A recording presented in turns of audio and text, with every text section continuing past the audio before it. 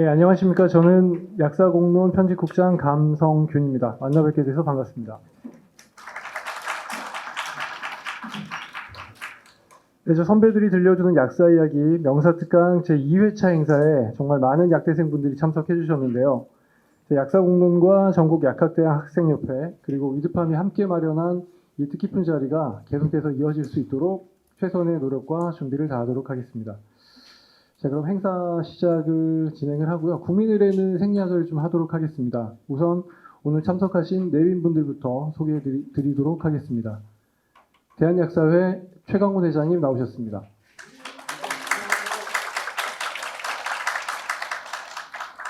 네, 약사공론 이영철 사장님 나오셨습니다.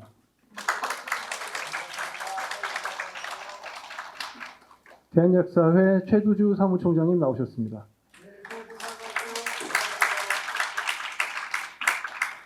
그리고 전국 약학대학 학생협의회 조홍규 부회장님 나오셨습니다. 아울러 오늘 첫 번째 강의를 진행하실 위드팜 부회장이자 DRX 솔루션 대표이신 박정관 대표님 나오셨습니다. 네, 그리고 저 앞자리에 굳이 이제 내빈석을 마련했는데 뒤에 앉으시겠다고 해서 위드팜 홍경애 전무님 뒤쪽에 나오셨습니다. 예, 그럼 이제 바로 이어서 여러분의 선배님이시고 8만 약사의 수장이십니다. 대한약사회 최광훈 회장님의 인사 말씀 간략히 듣도록 하겠습니다. 박수 부탁드리겠습니다.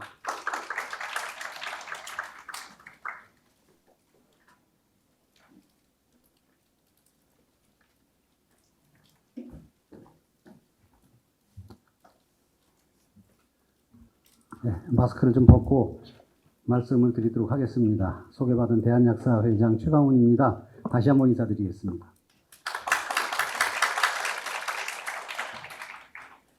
사회자께서 대한약사회장의 간략한 인사 말씀이 있겠습니다. 그래서 간략하게 말씀을 드려야 될 것 같습니다. 조금 올라오니까 기분이 언짢네요. 왜 그럴까라고 이렇게 생각을 하실 텐데, 제가 첫 번째에 이제 강의를 시작을 하면서 첫 번째 강의를 했는데, 저 때보다 지금 훨씬 더 많은 분들이 오셔서, 한편으로 이제 위안을 삼으면 제가 얘기를 잘했나 보다. 그래서 이게 들어볼 만한 강의구나 해서 이렇게 많이 모이시지 않았나 생각을 합니다. 먼저, 이렇게 약 한 50분 정도에서부터 100분 정도 이렇게 사이에서 우리 약사 선배들이 우리 후배들한테 들려주는 이런 좋은 그 자리를 기획을 하고 만들어주시는 우리 약사 공론과 그리고 여기 이제 위드팜 부회장이라고 이렇게 직책이 되어 있는데 우리 박정관 회장님 DRX 솔루션이라는 또 회사를 또 따로 가지고 계시고 우리 약사의 미래를 위해서 정말 줄구장창 무던히 애를 쓰시고 저한테도 대한약사회를 잘 이끌어가기 위해서 어떻게 좀 해주십시오라는 얘기를 많이 해주시는 그런 분입니다. 제가 아주 굉장히 존경하는 그런 분이라 저도 앉아서 강의를 끝까지 들으려고 인사말 하기 이전에 강의를 먼저 들으려고 왔습니다. 제가 첫 번째 얘기를 할 때 그런 말씀을 드렸던 것 같습니다. 우리는 선배 후배라는 이런 약사의 면허 번호로다가 연결이 되어 있고 각 학교별로 우리들이 이렇게 동문이라는 차원도 연결이 되어 있고 많은 것이 연결되어 있지만 우리는 동업자다. 모두가 동업자다. 그 축구 선수도 이기기 위해서 양 팀이 무던히 애를 쓰고 전력을 다해서 게임을 하지만 그들도 동업자 정신을 발휘해서 이런 부상이라든지 그런 쪽에서 서로 보호를 하려고 노력을 한다. 우리 약사들도 선후배 그리고 동기들 사이에 이런 정신을 가지고 우리가 앞으로 약사 사회를 이룩해야만 우리가 서로 좋은 약사가 될 수 있을 것이다 하는 말씀을 드렸던 적이 있습니다. 이 소신은 제가 평소에 갖고 있는 소신이고 앞으로도 변하지 않을 그런 얘기가 될 것 같고요. 지금 약사회는 앞으로 마련되는 비대면 진료라는 이 부분에 어떠면은 우리 약사들의 명운이 걸려 있는 굉장히 중요한 이런 사회가 도래한다라고 생각을 하고 있습니다. 그래서 이런 부분 때문에 지금 약사회도 보건복지부 또는 관계되는 기관하고 여러 가지 의견을 나누면서 우리 약사들의 직능을 어떻게 보다 더 발전시킬까를 생각하고 그쪽 방향에서 일이 진행될 수 있도록 노력을 하고 있습니다. 저희 물론 약사회 집행부가 노력을 하지만 오늘 여기 나와 계신 학생 그리고 많은 우리 약사 선생님들도 같이 노력을 해주시려고 믿습니다. 이렇게 오늘 말씀을 주시는 우리 오늘 박정관 회장님께서도 그런 부분에 대해서 여러분들한테 많은 얘기를 들려주실 거고 저한테도 매일 해주시는 얘기지만 오늘 얘기를 들으면 분명히 새로운 얘기가 있을 것이다 라는 생각에서 저도 앉아서 경청을 하도록 하겠습니다. 모쪼록 이 진행되는 행사에 많은 관심을 가지시고 이 얘기를 듣고 그 얘기를 바탕으로 우리가 약사가 되고 약사 사회를 발전시킬 수 있는 그런 동력을 서로 확보해서 가질 수 있도록 모두가 대전의 노력을 하기를 부탁드립니다. 2023년 맞아 우리 오늘 여기 앉아 계신 학생 그리고 전국에 계신 학생분들 그리고 전국에 계신 우리 약사 선생님들의 건강과 안녕을 기원하겠습니다. 감사합니다.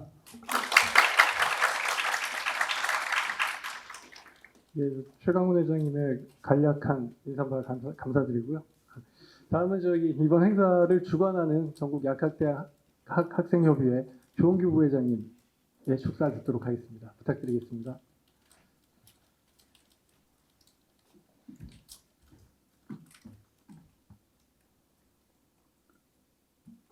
네, 다시 한번 인사드리겠습니다. 저는 전국약학대학협회 부협회장 맡고 있는 조홍규라고 합니다.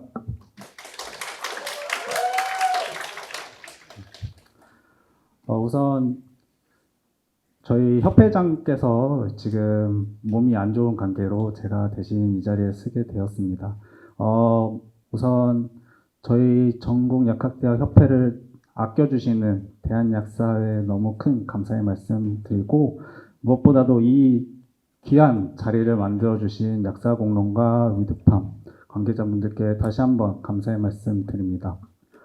코로나로 인해서 저희 약대생들이 선배 약사님의 말을 들을 수 있는 기회가 적었는데 더 줄어들었던 것 같습니다. 그래서 이 기회를 가지고 더 많은 선배 약사님들의 직능을 듣고 저희가 꿈을 펼쳐나갈 수 있기에 하도록 저희 전국약학협회가 노력하도록 하겠습니다. 다들 와주셔서 감사하고 많은 거 얻어가셨으면 좋겠습니다. 감사합니다. 네, 감사합니다. 그러면은 바로 명사특강 2회 그 첫 번째 시간 후배들에게 뜻깊은 이야기를 전해주실 박정관 대표님 모시겠습니다. 큰 박수로 맞이해 주시기 바랍니다.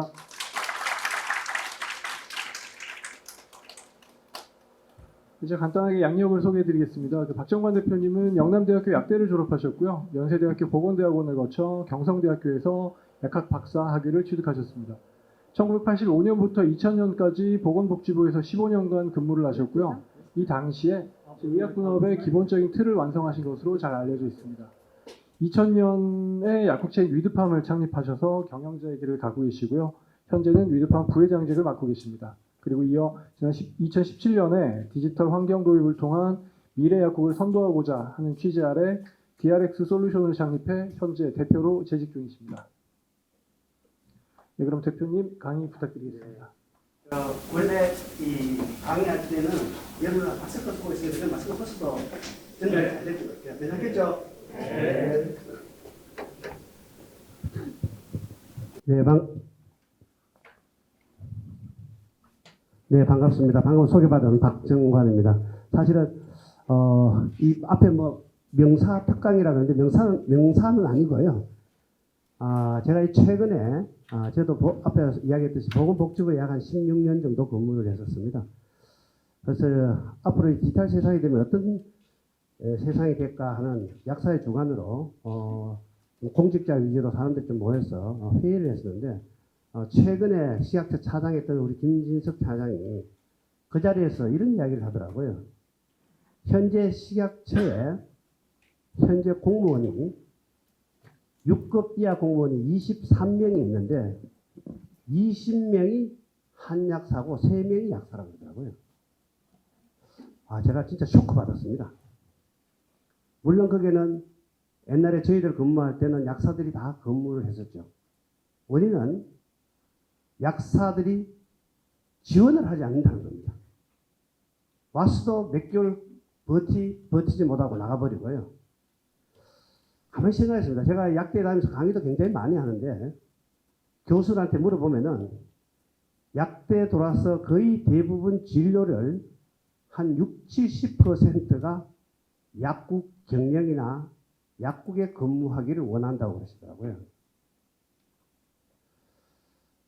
저는 굉장히 쇼크를 받았습니다. 사실 저희들 졸업할 때만 하더라도 굉장히 다양한 진로, 심지어 여러분 잘 아시는 일동제약이나 태평양 같은 데는 영업 직원들이 다 약사였습니다. 100% 약사 아니면 뽑지를 않았습니다. 그런데 어느 순간에 약국이라는 공간, 뭐 약국에 근무한다고 이게 나쁘고 이런 건 아니고요. 최소한 여러분들 약대 들어갈, 저희들은 약대 사실은 굉장히 쉽게 들어갔고, 제가 75학번입니다. 75년도는 좀 죄송한 이야기인데 설렁설렁 놀아도 약대를 갔었어요. 근데 아마 여러분들은 대한민국의 거의 1%의 수재들입니다. 1% 이내의 수재들이거든요. 이 수재들이 들어와서 약대 6년을 거치면서 뭐 제가 앞에 전제를 했죠. 약국 근무가 꼭 나쁘다 이런 게 아니고 그 좋은 능력을 약국 경영하는 데만 몰입을 한다는 것은 국가적인 자원에서 굉장히 큰 낭비고요. 현재 이런 왜곡 현상들이 곳곳에서 벌어지고 있다는 겁니다. 심지어 제약회사에서 품질 관리나 이런 것들은 대부분 약사들이 다 했습니다. 신약 개발 뭐 이런 것도 약사들 하고 있는데요. 이 분야에 약사 지원이 없다 보니까 거의 대부분 화공 분야에 근무하시는 분들이 품질 관리를 하고 있는 현실입니다. 이래서 안 되겠다. 그래서 사실은 우리 여 회장과 조 회장한테 한번 보자고 했고 제가요.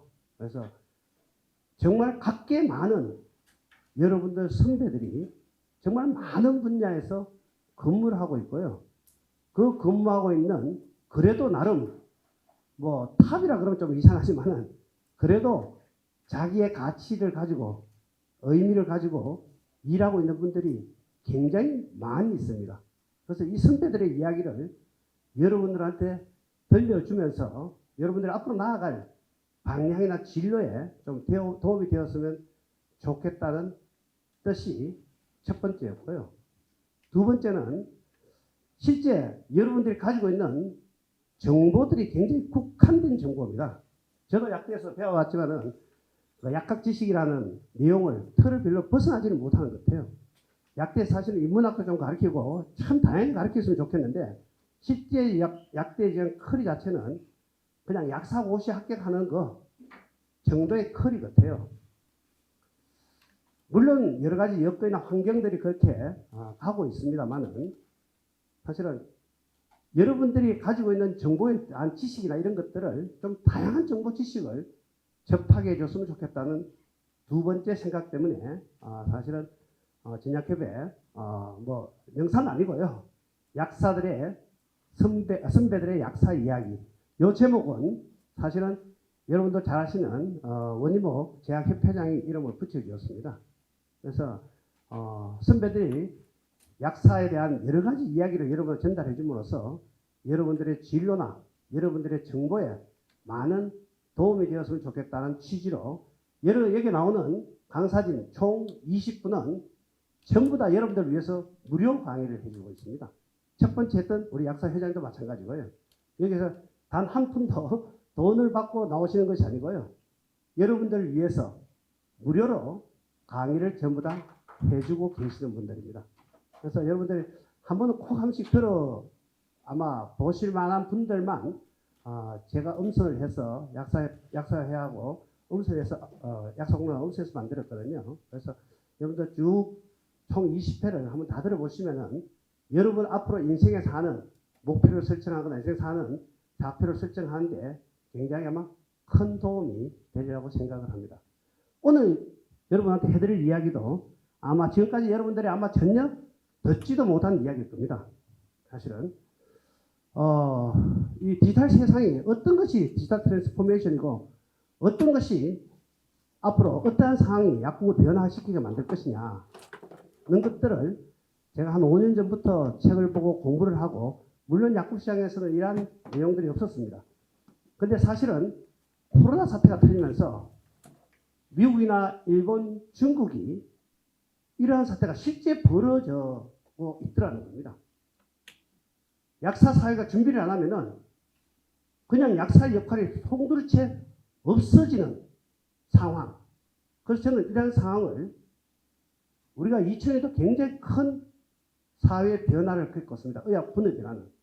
사실 의학 분업이라는 변화는 여러분 잘 생각해 보시면은 정부에서 의사 역할은 무엇, 약사의 역할은 무엇, 소비자 역할은 무엇이라고 정해져 있는 제도의 변화입니다. 그런데 디지털 트랜스포메이션이라는 이러한 변화는 참 불행하게도 디지털 세상에 대한 권력을 주도권을 누가 잡느냐에 따라서 그러한 전문가의 역할이 없어지죠. 실제 중국에서 이런 일이 벌어졌습니다.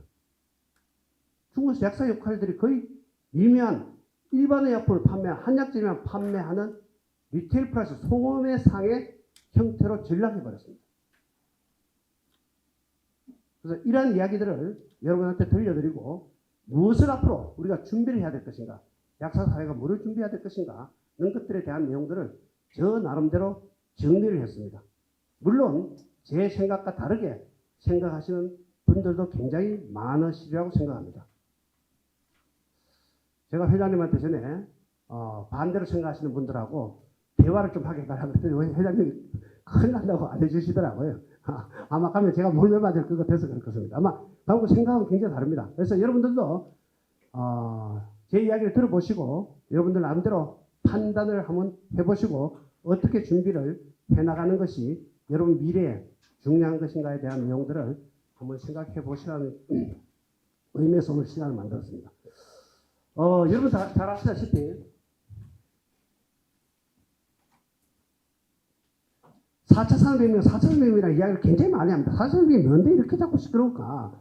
약국에는 어떤 변화를 줄까? 이런 생각들을 한 번은 아마 해보시리라고 생각했습니다.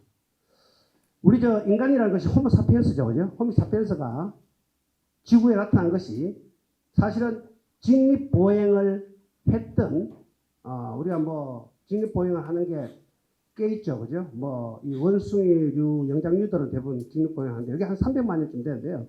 호모 사피엔스가 대충 나온 게 한 200만 년 정도 됐다고 이야기를 합니다. 호모 사피엔스가 사실은 200만 년 동안에 여러분 잘 아시는 크로마뇽이 있고 네르데르탈린도 있고 여러 많죠.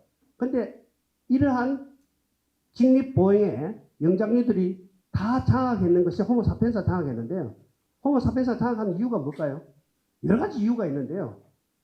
가장 대세가 되는 것은 집단지성입니다. 사실. 서로 대화를 하고 모여서 했다는 겁니다. 대표적인 예를 네르데르탈린은 우리 호모 사피엔스보다 뇌 크기도 훨씬 더 크고요. 덩치도 훨씬 더 컸다고 합니다. 그런데 호모 사피엔스한테 멸종이 됐거든요. 제가 이 이야기를 왜 드리냐면은 이 뒤에 결국 약사 사회도 결국은 이러한 집단지성, 연결에 대한 내용들로 생존을 해야 된다는 것 때문에 이야기를 드리는 겁니다. 어떻든 약 한 200만 년 전에 호모 사피엔스가 이 지구에 생성이 되었습니다. 그래서 한 200만 년 동안에 저희들이 수렵 채취의 생활을 했고요. 한 10,000년 전부터 농경사회를 했습니다. 기구를 만들어서 농사를 짓기 시작했고요.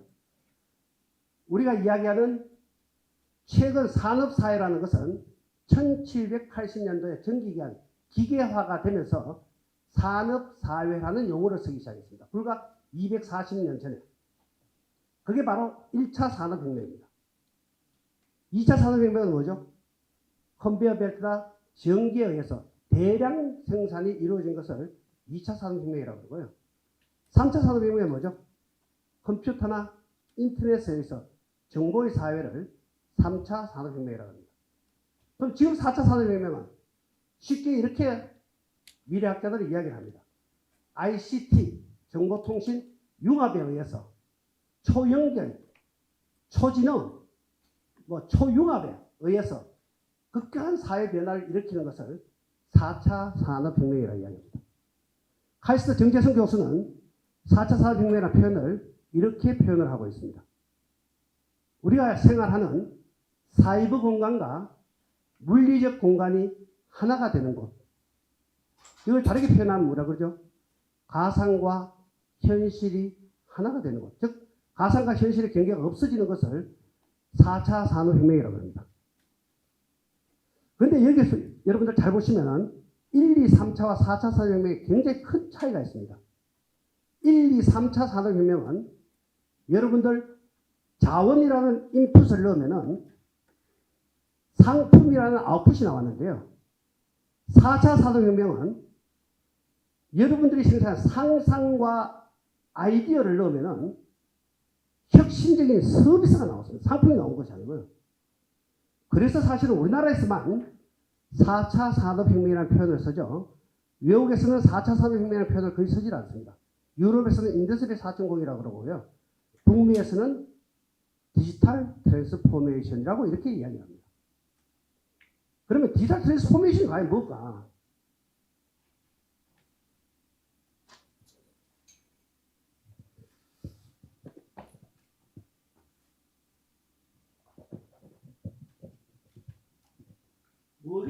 디지털 트랜스포메이션이 뭐길래 세상을 자꾸 바꾼다고 이야기를 할까?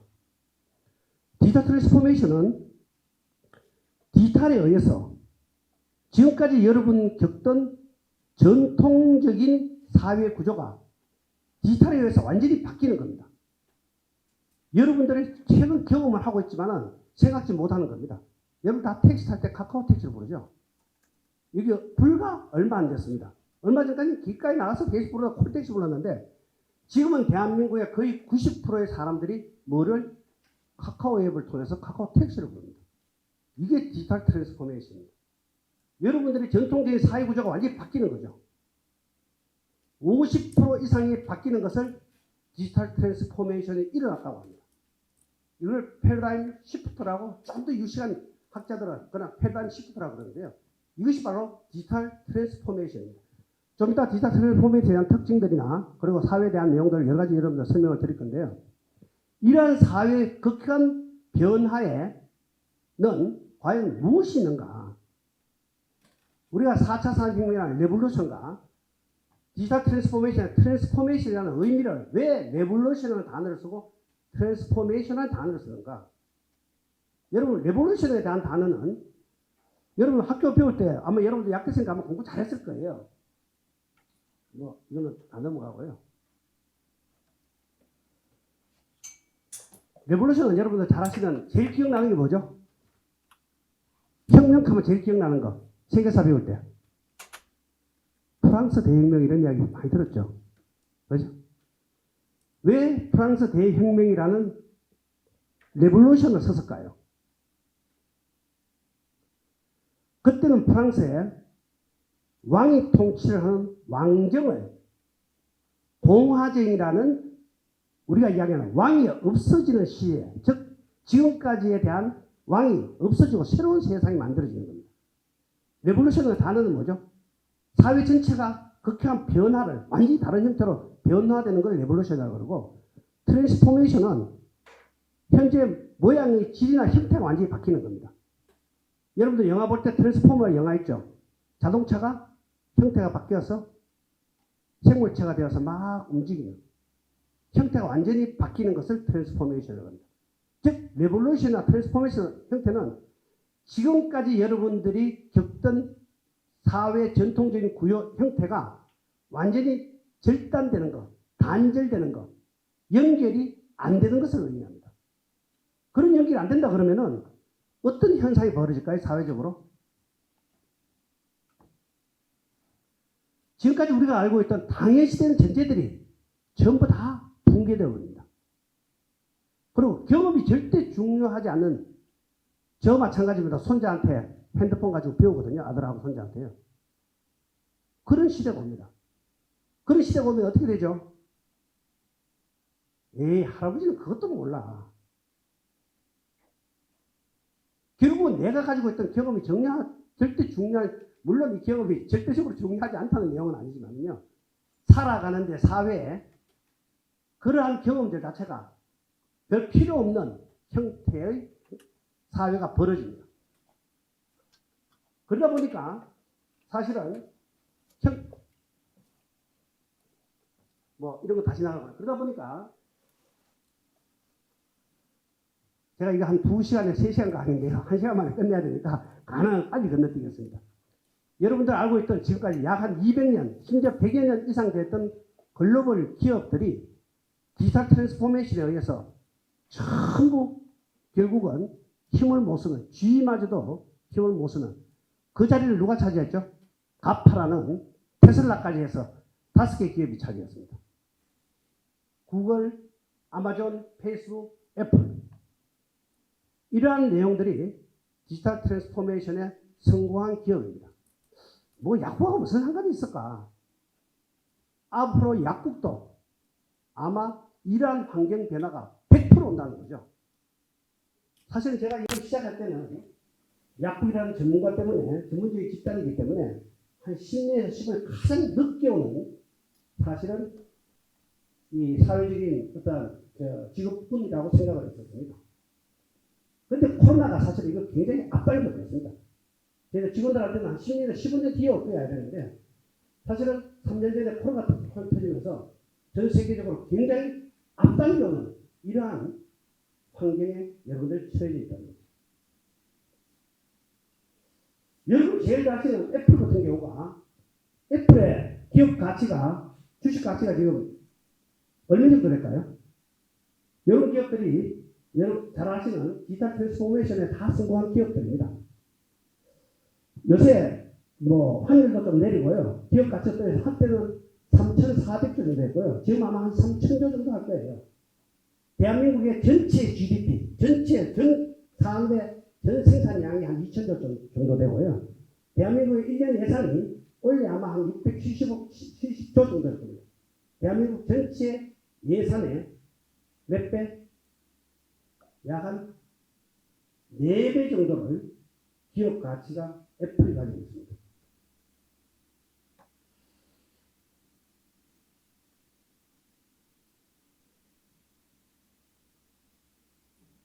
이러한 디지털 트랜스포메이션의 가장 중요한 디지털 트랜스포메이션, 즉 미래의 디지털 트랜스포메이션 4차 산업혁명에 대한 핵심 키워드를 세계 들으라 그러면은 학자들이 주로 세계 듣는 것들 여러분들 굉장히 많이 듣는 것들입니다. 그런데 의외로 첫 번째는 뭐라고 학자들이 이야기했습니까? 첫 번째는 여러분에 대한 상상력, 여러분에 대한 상상력이 결국은 세상을 바꾼다고 해서 이미지네이션이 첫 번째 키워드고요. 두 번째 키워드가 네트워크입니다. 세 번째 키워드가 여러분 잘 아시는 인공지능 AI고요. 디지털 트랜스포메이션의 핵심 키워드 이 세 개 중에 제가 왜 들어가냐면 가장 중요한 두 번째가 연결이 있습니다. 뒤에 왜 노키아는 망하고 삼성은 왜 살아남았을까? 앞으로 약국 사회에서 약사들은 어떻게 해야지 생존할 수 있을까에 대한 문제이기도 합니다.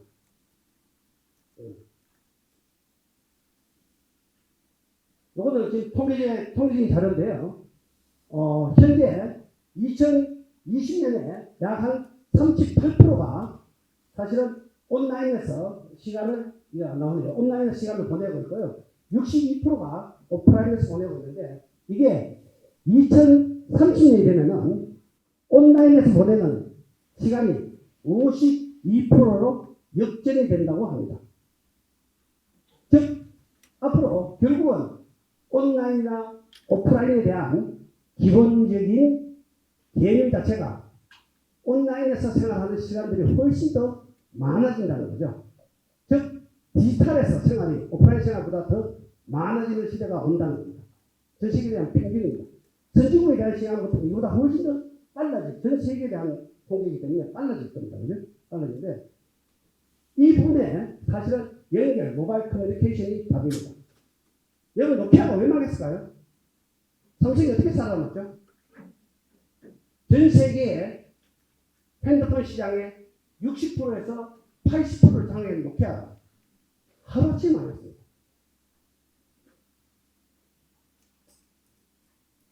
스마트폰으로 대한 전환 모델이죠. 삼성은 안드로이드라는 연결해서 썼고, 애플은 애플 스토어를 통해 가지고 실제 모바일 연결에 대한 부분들을, 즉 스마트폰으로서의 역할을 가져갔는데 노키아는 그걸 못했습니다. 하루아침에 망해버렸습니다. 애플은 삼성 보고 뺏겼었다고 이야기를 굉장히 많이 하는데요. 구글의 안드로이드라는 연결 구조를 가지고 삼성은 살아남았고 노키아는 죽어버렸습니다. 앞으로 약국사회에서 왜 연결해야 되고 왜 고객하고 모바일에 대한 연결이 중요한가에 대한 내용들을 이야기 드리고자 합니다. 디자인에 대한 내용들은 아마 전화가 오고 있는 내용들이고요. 처음에서 굉장히 허물어지고 있고요. 중요한 것은 사실은 이런 시대를 하면 갔던 고객들이 다시 오프라인 시대로 회귀하지 않는다는 거죠. 쿠팡이 결국은 내일부터는 손익분기점을 넘어간다고 이야기를 하고 있습니다. 즉, 한 번 이용한 고객이 다시 이마트나 이런 데 가지 않더라는 거죠. 사실 코로나에 대해서 제가 굉장히 편해졌습니다. 매 주말 되면은 집사람 데리고 양재도 하나로 맡은 카드 걸로 다녀야 되거든요. 요즘 매일 쿠팡에 주문하니까 아침 새벽에 집에 갖다 줍니다. 일주일에 할 일이 하나 없어졌습니다, 사실.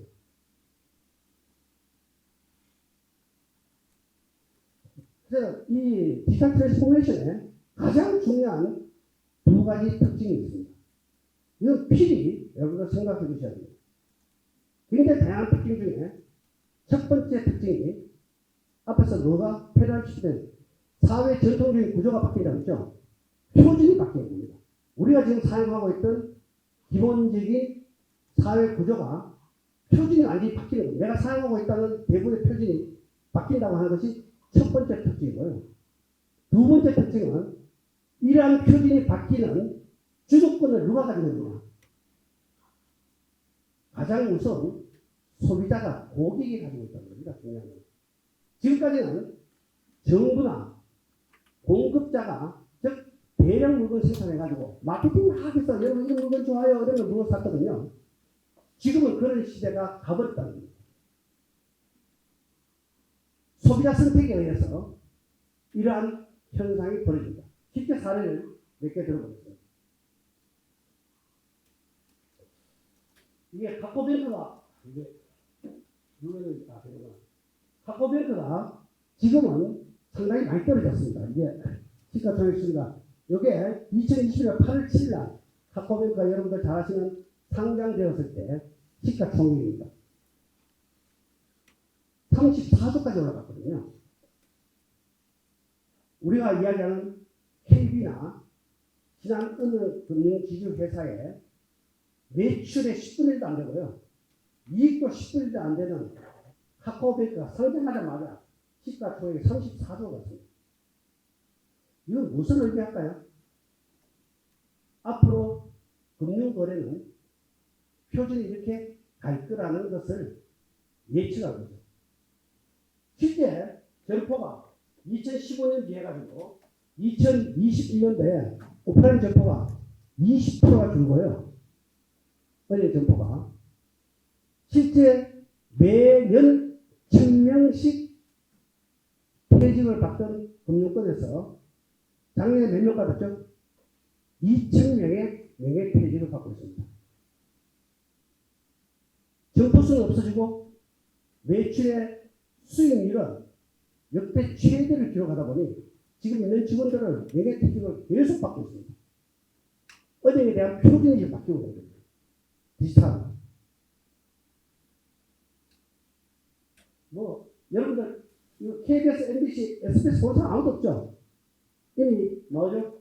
유튜브나 넷플릭스로 이미 표준이 바뀌었습니다. 참 다행스러운 거는 옛날엔 다 만화라 그랬죠. 종이 만화. 이게 요새 뭐로 바뀌었죠? 웹툰. 전 세계 만화 시장을 누가 장악했었죠? 일본. 내부에서 웹툰이라는 디지털을 이용해서 만화 세상을 만들면서 전 세계의 만화 시장을 웹툰으로 옮겼습니다. 옮겼더니 어떤 현상이 벌어졌을까요? 개인 작가 최대 수입. 만화 하나 잘 그렸더니 연간 124억. 요새 어린애들 중에서는 웹툰 만화 작가가 되겠다고 하는 꿈을 가지는 애들이 꽤 많습니다. 평균 수입이 옆에 올렸더니 2억 8천만 원. 신인 작가 평균 수입이 등단해서 작가로만 등록하면은 평균 1억 5천만 원이라는 수입을 발생시키는 디지털 트랜스포메이션입니다. 뭐 쿠팡은 이야기 안 해도 될 거고요. 카카오톡이 이야기 안 해도 될 겁니다. 여러분들 사용하는 전통적인 사회 구조가 이미 이렇게 사회 구조에 따라서 사실은 빨리 진행되느냐 늦게 진행되느냐에 따른 나라이지 이렇게 디지털 트랜스포메이션이 일어나고 있습니다. 야쿠시아는 어떨까요? 여러분들한테 한번 질문을 좀 이따 해보겠습니다. 자, 두 번째는 권력의 이동입니다. 지금까지는 정부나 공급자가 모든 것들에 대한 권력을 가지고 있었는데 지금은 앞으로는 소비자가 권력을 가지고 있습니다. 무엇은 막 그렇게 될까? 여러분 잘 아시는 BTS, 방탄소년단. 방탄소년단이 여러분 방송국에서 만들었으니까 엔터테인먼트 회사에서 만들었습니다. BTS는 처음 훈련할 때부터 신곡을 내는 모든 것들을 유튜브를 통해서 ARM이라는 고객들한테 접근했습니다. 그랬더니 원래 전 세계 6,500만 명의 ARM이라는 팬덤을 만들었습니다. 이 소비자가 오늘날의 BTS를 이끌고 가고 있습니다. 자, 두 번째 사례는 제가 옐로캡에 대한 내용들을 이야기해요. 제가 이걸 예를 왜 드냐면은 우리 약사사회에서 요즘은 이 매양로라 그래가지고 요 뒤에 제가 배달에 대한 내용도 우리 회장님 계시는데 배달에 대한 내용을 제 소개를 좀 이야기를 할 건데요. 제 이야기를 이렇게 이야기를 하니까 매양로라 그래가지고 자꾸 한대. 심지어 뭐라 그러냐면은 약사회에서 다 해줄 건데 그런 이야기를 많이 합니다. 제가 뭐라 그랬죠? 공급자나 정부가 주도가지고요. 앞으로는 소비자나 고객이 주도하는 시장입니다. 우버라는 2008년도 우버라는 하나의 새로운 서비스를 미국에서 만들어냈습니다. 처음 만들 때는 별감이었죠. 여러분 옐로캡이라고 많이 들어보셨죠? 뉴욕 가시면 노란 택시, 개인 택시입니다. 미국 사회에서 중산층에 올라가기 위한 가장 좋은 사례가 이 옐로캡 라이센스를 가진 겁니다. 2013년도에 옐로캡 라이센스가 우리나라 돈으로 약 한 150만 불 정도 됐습니다. 그럼 우리나라 한 20억 넘는 거죠. 그죠? 즉, 대출을 받아서 이렇게 했습니다. 2018년도에 옐로캡 라이센스가 얼마였을까요? 얼마쯤 됐을까요? 여러분 상상력을 발휘해서. 2017년, 18년도에 개인 택시 운전기사 미국에서 굉장히 큰 사회 문제가 일어났습니다. 분신자살하고. 지금 어마어마하게 났었죠. 은행 대출 받았던 150만 불이 하루아침에 13만 불로 전락했습니다. 그 이면에는 무엇이 있을까요? 2009년도에 개인 택시 회사들이 미국 법원에다가 우버는 불법이라고 제품을 걸었습니다. 이걸 뭐 하지 말아달라고. 그러다가 2013년도에 우리나라 대법원 같은 연방 대법원에서 이렇게 판결했습니다. 소비자 입장에서 혁신적인 새로운 소비자 등장했다면 서로 공정하게 경쟁해야 합니다. 따라서 새로운 기술로 새로운 비즈니스 모델을 개발한 우버는 소비자 입장에서는 필요한 특징으로 봐야 하고 그래서 합법이다. 만약에 마차 시대 때 택시 나왔다고 해가지고 택시 너희들 하지마 하는 거랑 똑같은 거죠. 소비자가 필요하다면 합법이다. 일하고 난 뒤에 택시회사가 뭘 했을까요? 뭘 했을 것 같아요? 택시회사들이. 어떻게 하면 고객들의 더 좋은 가치를 주고 더 좋은 걸 뭘 해줄 거라고 고민을 하고 더 좋은 서비스를 가져가야 되는데 뭐를 선택했을까? 파업을 선택했어요. 2015년에 파업이 되다 보니 2015, 16년부터 결국 소비자들은 우버라는 것을 급격하게 갈아타기 시작했어요. 결국은 2017년도에 표준이 바뀌어버렸습니다. 제가 작년 8월때 하와이 갔더니 hilton 호텔, 그 큰 호텔에 우버 공간이 별도의 공간, 택시에 대한 공간이 있는데요. 우버는 픽업하고 내는 공간을 그 호텔에 별도의 공간을 만들었어요. 표준이 바뀐 거죠.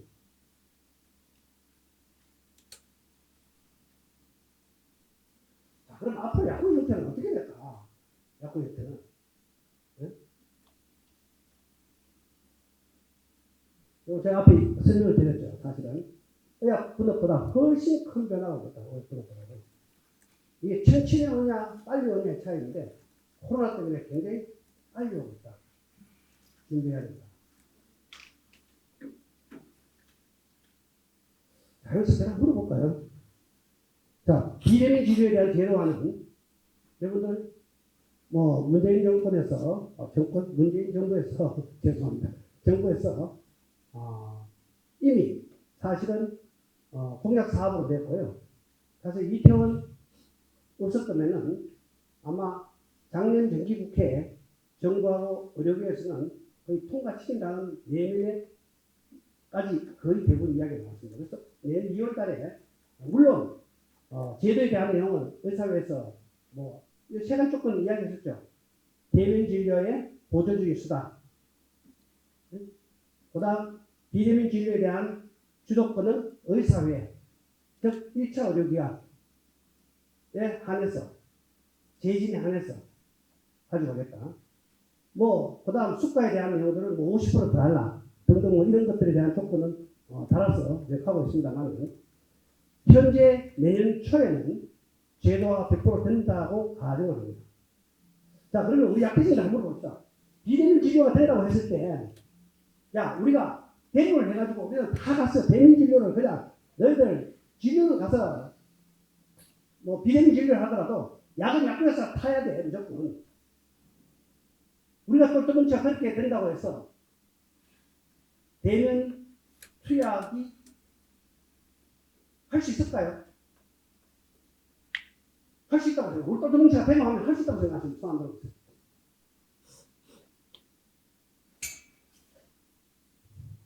제가 강의 가서 질문하면 지금까지 단 한 분의 약사, 물론 민간인 대상으로 강의 많은데 단 한 분의 약사님이 지켜낼 수 있다고 이야기하시는 분은 다 한 분도 없습니다. 그런데 왜 모든 지금 현재 약사 사회는 대면 투약을 지켜야 된다고 그러고 대면 투약에 대한 내용들을 데모를 했으라도 해야 된다고 약사 사회를 왜 압박을 할까요?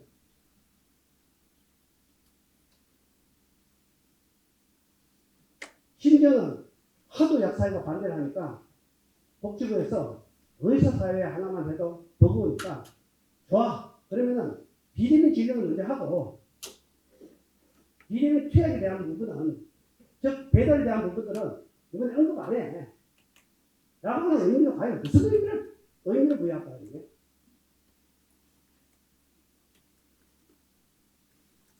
그래서 진짜 고민해봐야 되는 거예요.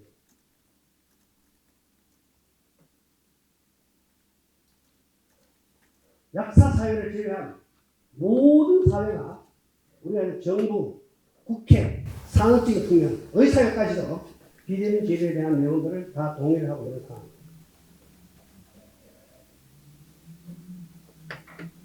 사실은 이러한 비대면 진료를 바라보는 관점의 변화가 사실은 필요합니다. 초기에 비대면 진료를 약사회에서 반대를 하다 참 사회적으로 좀 그거 했었죠. 비대면 진료에 대한 부분은 우리 분야가 사실은 아닙니다. 우리가 반대하고 찬성하고 해야 될 분야는 전혀 아니고요. 비대면 진료에 대한 분야를 초기에 막 약사회가 반대를 했는데 비대면 진료에 대한 내용은 의사회가 찬성하는 순간에 비대면 진료로 가는 절차를 밟고 있습니다.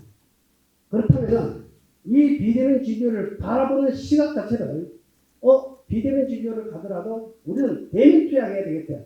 즉 세상은 온라인으로 바뀌고 있는데 오프라인 세상에 남을 거야. 세상은 디지털 세상으로 변하고 있는데 물리적 공간에서 우리는 남을 거야. 라고 하는 것과 전혀 다를 바 없다는 거죠. 그런데 여러분 사회에서도 뭐예요? 심지어 최근에 언론에서 D사에서 나와 있는 약대생 대상으로 공모전 하는 것도 거의 대부분 대면 투약에 대한 강요성에 대한 내용들을 설명을 막 해서 전부 상을 줬다. 1, 2, 4위부터 다 그거더라고 보니까. 여러분들이 얼마나 잘못된 왜곡된 정보를 가지고 있으니 그걸 가지고 시선을 하고 그걸 가지고 있는 이러한 상황이 있는 겁니다.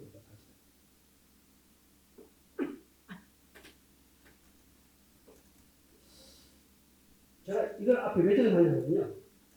지금 역대 보건복지부의 정책에 대한 제가 근무를 할 때 가장 큰 변화에 대한 두 가지가 있습니다.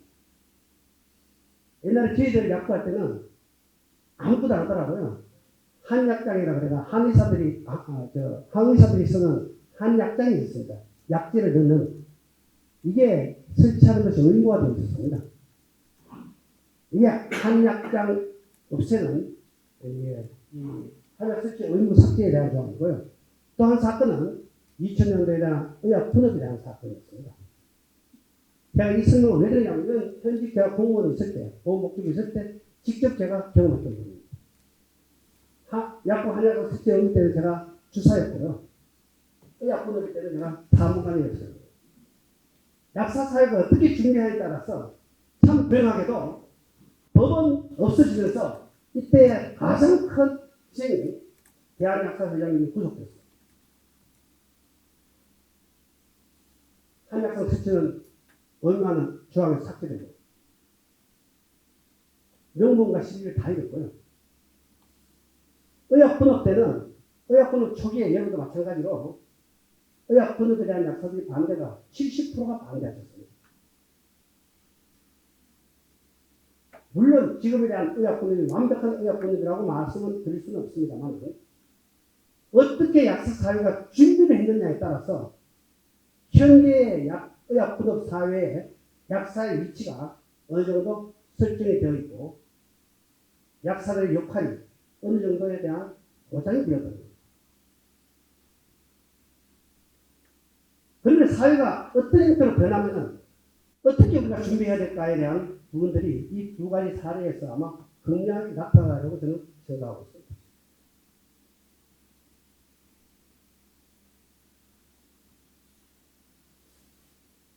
이거는 그냥 실제 비대면 진료가 되면 의료계에서는 절대 폐단 투자가 저는 일어나지 않는다고 봅니다. 왜? 실제 비대면 진료라는 것은 원격 의료하고 비대면 진료에 대한 내용들은 좀 차이가 있죠. 그죠? 원격 의료는 진료를 보고 난 뒤에 여러 가지 기계라든지 여러 가지에 대한 내용들이 있어서 대부분 의사가 의사들한테 전달하거나 상담백기에 있는 내용들이 그때 진료받았던 내용들을 가지고 도시에 있는 의사들한테 보는 원격 의료의 개념하고 비대면 진료의 개념은 좀 다릅니다만 실제 원격 의료에 대한 내용들은 일본이나 미국에서 3, 40년부터 오랫동안 시행하는 거였습니다. 미국을 예를 들어볼까요? 미국은 여러분이 잘 아시다시피 원격이나 비대면 진료가 굉장히 오랫동안 시행을 됐는데 실제 미국에서 비대면 진료에 대한 내용들이 코로나가 사태가 터져가지고 비대면 진료가 활성화돼도 3%가 넘지 않았습니다. 우리나라도 마찬가지고요. 즉 대면 진료로 거의 97%가 이루어졌고요. 미국 사회에서도 대부분 우리가 여러분 잘 아시는 해피드럭이나 또는 비만, 탈모, 즉 대면하기 조금 어려운 시장에서 현재 비대면 진료가 됩니다. 미국 시장은 굉장히 간단합니다. 설문지 한 장만 하면은 해피드럭 처방을 해가지고 배달이 됩니다. 그 시장에서만 커졌지 실제 내가 아파서 환자를 보러 가는 진료 시장에서는 비대면 진료가 아무리 활성화되더라도 비대면 진료의 50% 비대면 진료가 일어나기가 굉장히 어렵다. 왜? 여기에는 가장 큰 진료에 대한 신뢰 부분이 있습니다. 아마 앞으로 진료에 대한 디바이스가 굉장히 발달해서 가만히 여러분 계획 있으면서 아마 진단에 대한 내용들이 정확도가 굉장히 디바이스가 높아진다면 아마 비대면 진료에 대한 내용들이 활성화되지만 그러지 않은 상황에서는 저는 비대면 진료에 대한 내용이 절대 활성화되지 않습니다. 그렇다면 뭐를 우리가 걱정하냐? 뭐를 걱정하냐? 비대면 진료가 아무래도 비대면 진료 활성화되지 않아요. 그런데 실제 미국이나 일본이나 중국에서 봤을 때 비대면 진료가 활성화되면 약국 시장은 완전 폐단 시프트가 일어나더라고요. 어떤 폐단 시프트가 일어날까요? 대면 투약에 대한, 대면 진료에 대한 것들도 고객들은 집에서 받기를 원하더라고요. 급격하게 약국 환경이 변화가 오더라고요. 이러한 환경 변화에 의해서 대응을 잘한 미국이나 일본은 실제 오프라인 약국 시장의 파이가 훨씬 더 커졌고요. 대응을 하지 못한 중국에서는 약국 시장이 완전히 파이가 약사의 역할들이 거의 없어지는 형태가 벌어졌어요.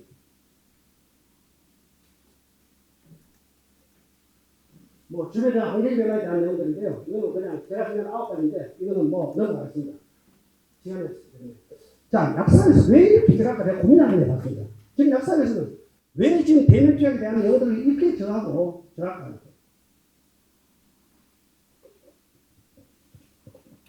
저는 제가 생각하기 두 가지로 생각합니다. 하나는 우리가 가보지 않은 미래에 대한 불확실성 때문에 불안한 거죠. 지금 하고 있는 대면 투약으로서는 약사 역할이 다 뺏기거든요. 이게 아마 첫 번째 이유일 거고요. 저는 사실은 우리 회장님한테도 이야기인데 이건 기존에 있는 기업권들에 대한 문제입니다. 지금 대한민국의 약국에 대한 구조는 다 어떻게 되어 있습니까? 의료 밑에 약국으로, 즉 의료과 약국이 종속되어 있는 구조를 가지고 있습니다. 의료 처방내면 밑으로 갑니다. 그런데 비대면 투약이 이루어지는 순간에 사실은 이러한 종속 관계가 저는 깨진다고 봅니다. 여러분 나 질문 한번 해볼까요? 자, 대면 진료를 해서 내가 만약에 비대면 투약이 이루어진다고 가능했을 때, 물론 이 비대면 투약에 대한 기본적인 내용들은 의사회에서도 비대면 투약이 배달된다고 이루어지면은 성폭력 처방이 된다고 갈 거라고 의사회에서 이렇게 주장하고 있습니다. 그리고 지금 현재도 여러분 뭐 대체 조제라는 내용 때문에 거의 사실 동일 성분으로 이게 안 되는 가장 큰 이유는 두 가지죠. 첫 번째는 의사 처방 냈으니까 종속되어 있으니 또 뭐 독일한 약이기 때문에 내려오니까 그냥 그 약 환자한테 설명하고 바꾸기 싫어. 나는 약사에 대한 입장. 두 번째 환자들이 별로 싫어하는 거죠. 왜? 이게 약사들이 가장 잘못한 거죠. 약의 전문가는 약사인데 약의 전문가가 의사라고 착각하고 있는 거죠. 실제 의사는 약에 대해 잘 몰라요. 대부분 선배들이 낸 약이나 그걸 가지고 냈는데 상품명 처방이 되면서 환자들은 약까지도 전문가가 의사들로 알고 있습니다. 그러니까 내가 처방낸 것에 대한 내용도 그냥 변호사에 줘, 싫어, 줘, 이렇게 이야기하는 거예요. 이 두 가지 거든요. 자, 대체 조제가 활성화되고 심지어 성공이 된다면 가능합니다. 그죠? 자, 내가 대면 진료를 했을 때 투약이 내가 투약하고자 하는 약국을 자, 여러분들 중에 한번 질문을 해볼게요. 손을 안 들으라고 해볼게요. 자, 첫 번째 의료 밑에 있는 내 바로 밑에 있는 약국. 첫 번째 약국. 두 번째 대형 조제 공장을 만들어가지고 그걸로 보내면은 대형 조제 공장에서 오는 거. 두 번째. 자, 세 번째. 내 집 앞이나 내 사무실 앞에 있는 약국으로 보내서 난 약을 받을 거야. 이 세 가지. 여러분들이 만약에 지금 있는 내용들 고객이라고 환자라고 생각하고 의료에서 대면진료에서 처방을 받았어요. 어디로 보내서 약을 받을까? 자, 여러분 생각 다 물어볼게요. 자, 첫 번째, 내가 지금까지 봤던 의전 바로 밑에 있는 약국에서 약 받아 집으로 배달시켜야 돼. 자, 첫 번째 약국. 손 들어볼까요? 아니, 단 한 명도 없어요. 아, 하면 먹는 거 좀 심한데. 그냥 포기하는 건가? 자, 두 번째. 그러면은 대형 조제 공장, 즉 아마존 같은, 미국의 아마존 같은 대형 조제 공장을 만들어 놓고 거기서 그냥 약을 나는 조제받을 거야. 보내서. 뭐, 팩스로 보내서 뭐를 받을 거야. 자, 두 번째.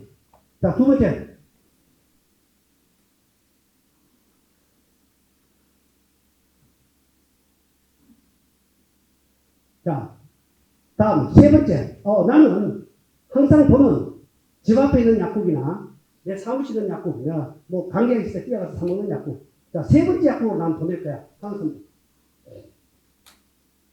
예. 제가 질문을 하면은 여러분하고 거의 똑같은 것이 나옵니다. 거의 한 70% 정도가 나는 집 앞에 있는 동네 약국으로 갈 거예요. 내가 감기약 사먹을 거예요. 이렇게 이야기를 하고 있고요. 한 20% 정도가 대형 조제 공장으로 갈 거야. 불행하게도 대형 조제가 미국 아마존 파머시 망한 거 아시죠? 응? 아마존 파머시 망해가지고 배달을 해서 일본에 진출하겠다 합니다. 페페라는 회사를 1조 주고 돈을 샀는데 배달이 실패해가지고 디지털 파마시를 2010년도 10월 달에 디지털 파마시를 만들었어. CVS나 월거리에 대한 주가를 거의 10%를 떨어뜨렸던 이러한 아마존 디지털 파마시가 망했습니다. 왜 망했느냐?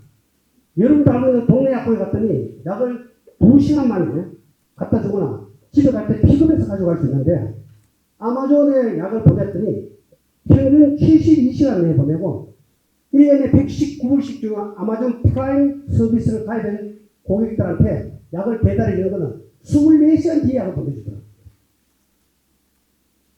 고객들은 어떻게 생각하죠? 아마존은 의약품 조제하거나 환자 건강을 상담하는 전문가가 아니야. 그걸 상담하는 것은 기존 오프라인들이야. 그게 오늘날에 웨들리 파마시부터 시작해서 동네 약국들이 굉장히 미국 시장에 일본도 마찬가지고 활성화했습니다. 그 뒤에 사례를 보고 이야기 드리고요. 자, 배달에 대한 내용들 제가 준비해야 되는 것들 4가지를 그냥 한번 해봤습니다. 준비를 적어봤는데요. 실제 역할이나 영양 강화에 대한 내용들을 제외하고 약사 사회가 필히 준비해야 될 제 나름대로 4가지를 생각해봤는데요. 자, 우선 의약품, 배달하니까 조금 올리는 제가니까 전달이라고 표현을 하겠습니다. 자, 의약품 전달에 대한 내용들을 3가지 측면으로 한번 따져볼게요. 우리가 지금 하고 있는 약사들 측면, 소비자 측면, 산업적인 측면에서 따져보고 있습니다. 자, 약사들 측면에서 약을 환자들하고 전달해주는 과정이 대면이냐 비대면이냐에 대한 문제가 대면이든 비대면이든 환자가 약을 잘 받아서 약을 잘 먹게 하는까지를 약사의 역할이라고 생각하는지 안 하는지.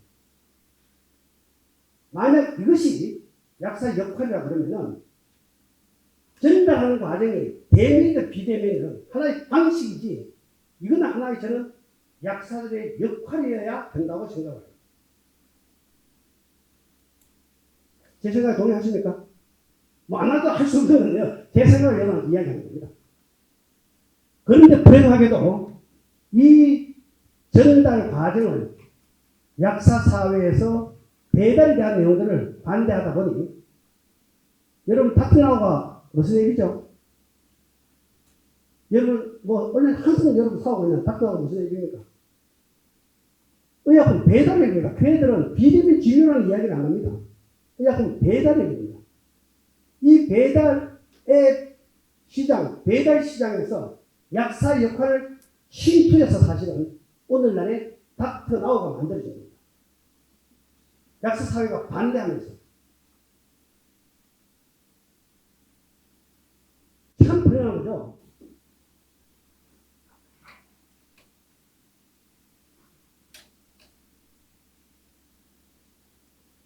사실 의약품에 대한 주체는 저는 100% 약사들이 가져가야 된다고 생각합니다. 왜? 환자들이 안전하게 약을 복용하고 잘 먹은지 안 먹은지 부작용에 대한 모든 관리에 대한 책임이 약사이기 때문에. KGMP라는 제조 공장에서 품질 관리에 의해서 만들어진 약이 KGSP라는 유통관리에 대한 기준을 통해서 약국이나 병원에 전달했는데 그렇게 소중한 의약품을 조제한 약국에 조제한 의약품을 말도 안 되는 여러분들 어떠한 음식물 배달하고 있는 두렁이나 이런 데 실어서 고객한테 갖다 주는데 그것도 그냥 갖다 주니까 문에다 그냥 걸어놓고 하고 얼마 전에 저희들 집 앞에 있는 제가 사진을 찍었습니다. 아파트 밖에 입구에 보아야 되겠습니까? 밖에 입구에다가 조제한 약을 두고 왔더라고요.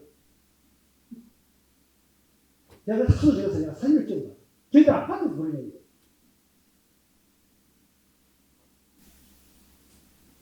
이게 왜 사실은 이러한 우리의 역할에 대한 내용들을 저희들이 외면했기 때문에 발생한 일이라고 해서요.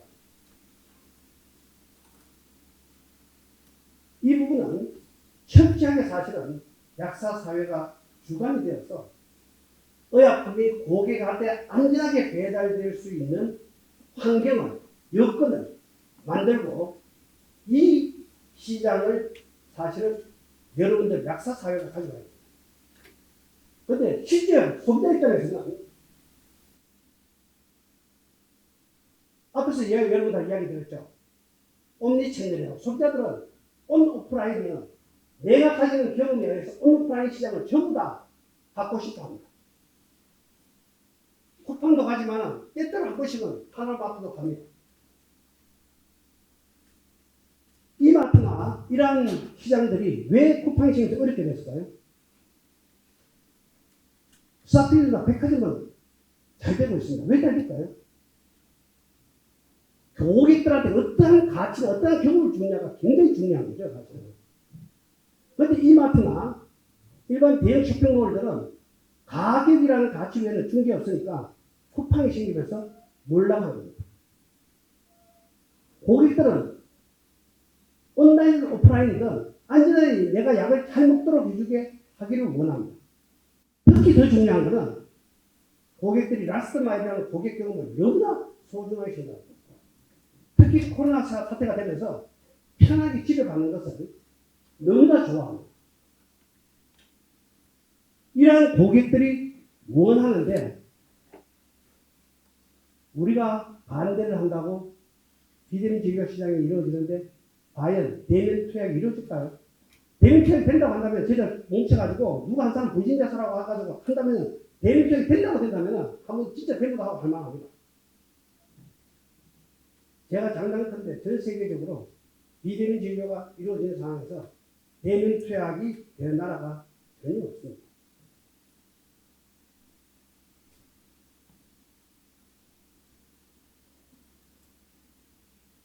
뭐 제가 이야기했던 거고요. 시리한 약국, 지금까지 저는 약을 사는 것을 관리받기를 원하고요. 시리한 약국에서 약 배달 서비스가 된다면 당연히 내 동네 약국으로 한번 가게 될 겁니다. 사주의 측면에서 한번 볼까요? 그냥 가자고, 라스트 마일에 대한 배송인데요. 이게 고객 입장에서 굉장히 중요하지만 의약품 시장에서도 사실은 1년에 대한민국에서 총 조작 건수가 몇 건 정도 될까요? 여러분 진료받는 총 시장이 10억 건 정도 되고요. 의약품 조제가 약 한 5억 건 정도 됩니다. 물론 100%다 집에서 받기를 원치 않지만 미국이나 일본 시장에서 실제 의약품이 배달되면서 소매 시장이 활성화된과 동시에 산업적인 측면에서 배달 시장 규모가 굉장히 커졌습니다. 그러다 보니까 구글이나 심지어 우버도 우버 헬스케어라는 것을 만들어서 의약품 전문 배달을 시작했고요. UPS, 우리 택배회사 등등 모든 사람들이 의약품 배달을 뛰어듭니다. 미국, 일본 마찬가지입니다. 일본의 우정국도 마찬가지고요. 모든 시장에서 의약품 배달 시장을 뛰는 산업적 측면에서 굉장히 큰 시장입니다. 제가 이 이야기를 왜 비교하냐면 의약품 배달이 이루어진다면 저는 그냥 제 개인적인 생각은 현재 여러분들 잘 아시는 브럼 생각대로 바로고라는 배달 퀵 서비스 배달 시장이 1년에 10억 건 정도가 됩니다. 그 10억 건이 지금 이 난리를 피는 겁니다. 아마 의약품 배달이 된다고 가정한다면 산업 측면에서 이 시장 규모만큼이 아마 형성이 되리라고 생각합니다. 그러니까 이제 산업적 측면에서 굉장히 큰 시장입니다. 그런데 우리가 반대만 한다고 결국은 이 시장을 놓쳐서도 되면 안 된다고 생각합니다. 이 시장을 약사사회로 가져와야 됩니다. 제가 위원님한테는 구체적으로 어떻게 가져올 수 있냐 이야기까지 제가 답답해서 막 했거든요. 했는데 뭐 어떻게 가져오냐는 나중에 기술의 문제고요. 두 번째가 디지털 트랜스포메이션 되면서 지금 약사회에서 가장 잘못되고 있는 하나가 플랫폼에 대한 인식입니다. 여러분 플랫폼이 뭐죠? 플랫폼이 뭔지도 모르고 플랫폼 있고 약사들 저기라고 이렇게 만들어가고 있습니다. 내가 지금 전문지에 꼭 나오고 전문지에 전화하다가 제발 이런 이야기 하지 마. 닥터나우를 이야기하면은 배달 앱이라고 그러는지 배달 플랫폼이라고 그러는지 이렇게 이야기해요. 그냥 플랫폼이라고 하지 마라. 플랫폼은 쉽게 이야기를 하면은 참여자들이 모여서 정보 교환을 하면서 가치가 창출되는 공간을 플랫폼이라고 합니다. 대표적인 플랫폼이 약국입니다. 약국은 환자들이 와서 건강에 대한 내용들을 건강을 정보받으면서 조제를 해가주든지 의약품을 판매하든지 가치 창출이 이루어지는 공간이죠. 즉 지하철 얘기나 우리가 이야기하는 서울역, 기차역은 플랫폼이라고 그러는데 버스 정류장은 플랫폼이라고 그러지 않습니다. 내가 표를 사러 가서 청자들이 와서 표를 사거나 편의점에 가거나 하나의 가치 창출되는 공간을 플랫폼이라고 하거든요. 이 플랫폼 속에는 우리가 이야기하는 오프라인 플랫폼이 있고 온라인 플랫폼이 있습니다. 오프라인 플랫폼은 여러분 잘 아시는 약국, 백화점, 이런 소비점들이 다 오프라인 플랫폼입니다. 이 오프라인 플랫폼 중에 대표적인 당면 플랫폼, 우리가 이야기하는 고객이 직접 공급자하고 연결되는 플랫폼을 당면 플랫폼이라고 합니다. 약국이 당면 플랫폼이죠. 약사가 고객하고 직접 연결을 해서 조제하거나 일반앱을 판매하고 있습니다. 그런데 플랫폼 공간 속에 공급자나 수요자가 들어와서 정보를 교환하면서 가치 창출을 하는 내용들을 다면 플랫폼이라고 합니다. 여러분 잘 아시는 부동산 중개소. 이거는 내 집을 세놔주세요. 그리고 집을 구하는 사람 와서 서로 하면서 수수료를 넣는 이걸 다면 플랫폼이라고 하거든요. 디지털 속에서도 마찬가지입니다. 온라인 속에 똑같습니다. 다면 플랫폼과 다면 플랫폼이 있는데요. 왜 쿠팡이 우리가 여러분 잘 아시는 11번가나 GS25 같은 다면 플랫폼이 있는데 수조 원에 들여가지고 마켓컬이나 쿠팡이 다면 플랫폼 고객하고 직접 자기들 물건 사가지고 갖다 놓고 고객한테 직접 갖다 주고 있습니다. 왜 다면 플랫폼을 유지를 할까요? 이 디지털 다면 플랫폼이죠. 그걸 왜 한다고 생각할까요? 다시 말하면 의사회에서 닥터나우나 올라나 이러한 다면 플랫폼을 사용하지 않겠다고 이야기했습니다. EMR 업체하고 자기들이 직접 구축한 다면 플랫폼, 즉 소비자가 원하는 의사에게 직접 연결되는 당면 플랫폼에 대한 플러스 진료를 받게 하겠다라고 발표한 내용 중에 하나가 들어있습니다. 왜 그렇게 할까요? 쿠팡은 미쳤다고 돈을 수조를 써가지고 직접 물건을 사가 창고를 전국에 몇백 개를 지어가지고 그렇게 소비자에게 직접 공급을 할까요? 가격 사기하기 위해서? 가격이야 온라인으로 연결하면 가격이 훨씬 더 산대요. 왜 그렇게 할까요? 여러분 왜 그렇게 한다고 생각하죠?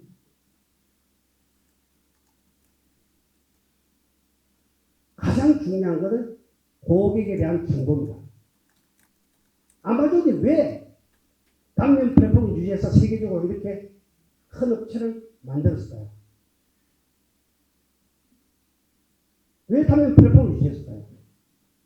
가장 중요한 고객의 정보입니다. 사실은 여기에 답이 있습니다. 즉 이것을 담배 플랫폼 회사에다 하면은 고객, 특히 헬스케어에 대한 정보가 담배 플랫폼 회사로 빠져나가는 겁니다.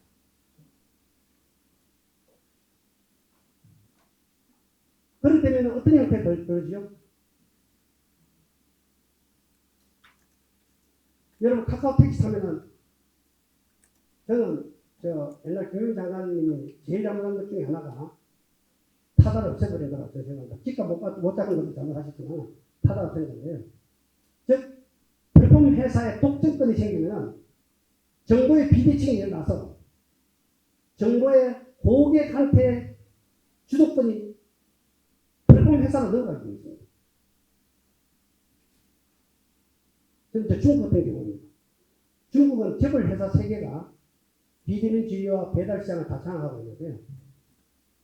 환자에 대한 선택권이 3개 회사에 가 있다 보니 선택권을 할 수 있도록 되는데 그날은 카카오택시 같이 95%가 이용하다 보니 공급자 들어오고 소비자 들어오고 있는데 플랫폼 회사에 정보가 다 있다 보니 끌려갈 수가 없습니다. 내가 1000짜리 택시가 아니고 무료 택시가 아니고 5000짜리 택시를 타실 분이 없어요. 택시에서는 수수료를 점점 올리는데 수수료를 올릴 수준이 없습니다. 그러다 보니 급기야 정부에서 칼을 빼들었죠. 하여튼 이러한 플랫폼에 대한 개념 이해를 가장 하셔야 되는 이유 중에 하나가 내 약국에서 내가 고객하고 직접 연결되는 단면 플랫폼의 디지털 약국의 특성, 오프라인 약국 특성과 또 마찬가지로 내 고객 정보를 내 약국에서 내가 가질 수 있도록 이거를 단면 플랫폼을 유지하셔야 됩니다. 닥터나고 안 되는 이유가 크게 2가지 있는데요. 그 2가지가 사실은 첫 번째가 이 정보가 약국에 있지 않습니다. 닥터는 어떻게 되어 있죠? 의사 공급자 들어오고요. 약국 들어오고 소비자 들어와 있습니다. 반대하니까 플랫폼 회사에서 어느 약국에 지정해서 그러다 보니 급기야 뭐가 생겼죠? 창고에서 밖에 약국 표도 없이 조회전문 약국이 있습니다. 지금은 이제 약사회 힘 때문에 다 없어졌죠. 약사 힘 때문에 없어진 게 아니고요. 닥터나우가 실제 비대면 진료에 대한 숫자가 많이 줄어버려서 없어졌는데요. 지금 한 군데 제외하고 다 없어졌습니다. 물론 불법의 저질이라서 없어졌는데요. 그러한 현상이 벌어집니다. 즉 나는 필요 없어. 나만 이제 먹고 살 거야. 보내준 대로 조정을 해서가 결국은 나중에 약사 역할이 없습니다. 세 번째 닥터하고 관계는 가장 큰 이유가 여러분들 지켜야 될 게 처방 전달에 대한 주도권입니다.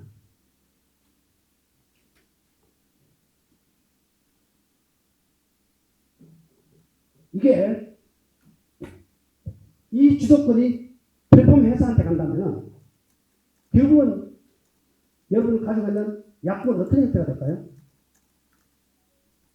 어느 대로 약만 조제하는 이게 동의되니까 이것조차 가만히 있겠어요? 중국의 거대 회사들은 이것조차도 자기네들이 벤딩머신이나 조제 창고를 만드는 약국에서 빠른 배송을 근거로 직접 약을 조제해서 보내고 있습니다. 결국은 약사는 어떤 형태가 되죠? 약 조제하는 사람뿐이 안 되는 거예요. 아마 이 부분은 절대적으로 저희들이 지켜야 되는 부분입니다. 일본하고 미국에서도 처방전 전달에 대한 선택권은 환자에게 가도록 되어 있습니다. 지금 의사회에서 가장 무서운 것이 명분은 표준화를 명분으로 내세우고 이 처방 전달에 대한 시스템, 즉 비대면 진료가 돼서 배달이 된다고 한다면 분명히 의원과 약국의 종속화가 깨질 거라고 의사회에서 보고 있습니다. 그럴 경우 약국을 종속화시킬 수 있는 유일한 수단은 처방 전달 시스템이라고 판단하고 있습니다. 즉 의원에서 환자가 원한다는 핑계로 어떠한 약국에다가 처방전을 보내주는 처방 전달 시스템에 대한 선택권은 필히 의사나 플랫폼 회사에서 가져가는 것이 아니고요. 100% 이거는 환자들이 가져가는 거예요. 이게 세 번째입니다. 네 번째, 표준 처방 전달 시스템에 대한 부분인데요. 이 표준화에 대한 부분들은 이거하고 처방 전달에 대한 내용들하고 많이 혼돈하고 있는데, 전 세계적으로 처방전을 전달하면서 처방 전달에 대한 수수료를 약국에 부담하는 나라는 대한민국뿐이었습니다. 정부에서 표준화를 안 주니까. 이게 키오스크나 현재 QR 코드에 의해서 약국에서 150에서 300원에 한 건당 부담하고 있습니다. 연간 300억 원 정도를 약국에서 이러한 회사에서 부담하고 있습니다. 이건 정부에서 표준화만 시켜주면 이 돈을 약국에서 부담하지 않아야 될 정도입니다. 표준화는 종이를 없애고 전체적인 내용들에 대한 내용들을 공유하지만 여기에서 발생하는 비용 자체가 사실은 약국에서 부담하여서는 안 되는 내용입니다. 그래서 이건 표준화가 필요한 겁니다. 그렇게 이번은 이 표준화를 어떻게 했죠? 올해 1월 달부터 페이퍼 리스트가 있습니다. 즉 종이 처방전은 옛날에는 종이 처방전에 QR 코드로 표준화를 만들어가 전달했는데요. 올해 1월 1일부터는 페이퍼 리스트로 완전히 공간에서 그린 카드만 가져가면은 환자 처방전을 뽑아가지고 조제해주는 형태로 되었습니다. 그래서 표준 처방전 전달에 대한 시스템이 필요한 겁니다. 할 이야기는 굉장히 많은데요.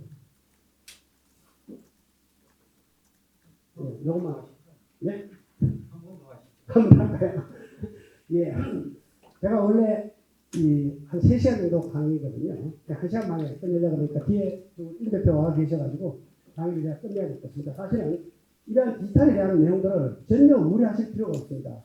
이 폴 도이티가 지은 책을 보면은 우리가 워낙 이 공상과학 영화를 많이 봤죠. 이러다 보니까 저 AI나 기계가 사람을 자꾸 지배한다고 생각하는데요. 미래학자들 책에는 이렇게 나와 있습니다. 빈대스 삼국계라고 해가지고 여기 지금 폴 도이티하고 이 제임스 오이션 작자가 AI 시대의 업무를 새롭게 상상하다 휴먼 플러스 머신이라는 제목의 책자에 이렇게 나와 있습니다.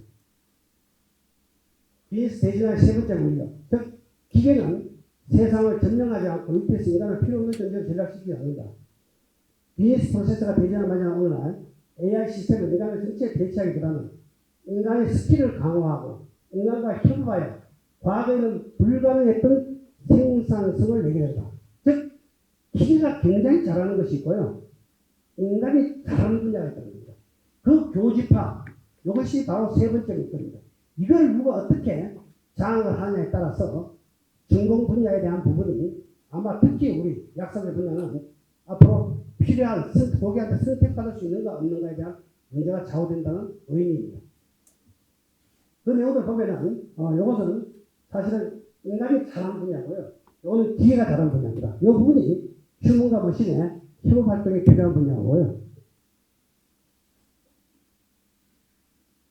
즉 기계는 단순 반복, 대용량에 대한 처리에 대한 부분들은 100% 기계들이 하고 잘할 것이고요. 미래에 인간이 잘할 거는 감성적인 부분, 소통, 공감, 판단력에 대한 부분들은 인간이 잘합니다. 그러면 약사들이 결국 소통하고 공감하고 판단력에 대한 부분들을 어떻게 가져가느냐에 따라서 미래의 대한민국 약국이나 약사들은 생존할 수 있으리라고 생각합니다. 그래서 한마디로 저는 이렇게 표현했습니다. 개인이나 가족의 양육관리도 최고의 건강기술자, 즉 언제든지 고객하고 소통하고, 사실은 이걸 저희들 시킬 때는 사랑방 약국이라고 했습니다. 동네 가면, 시골에 가면은 숟가락 몇 개, 젓가락 몇 개, 심지어 내 애들 대학 보내는데 어디 보낼까의 상담도 약사들이 다 했습니다.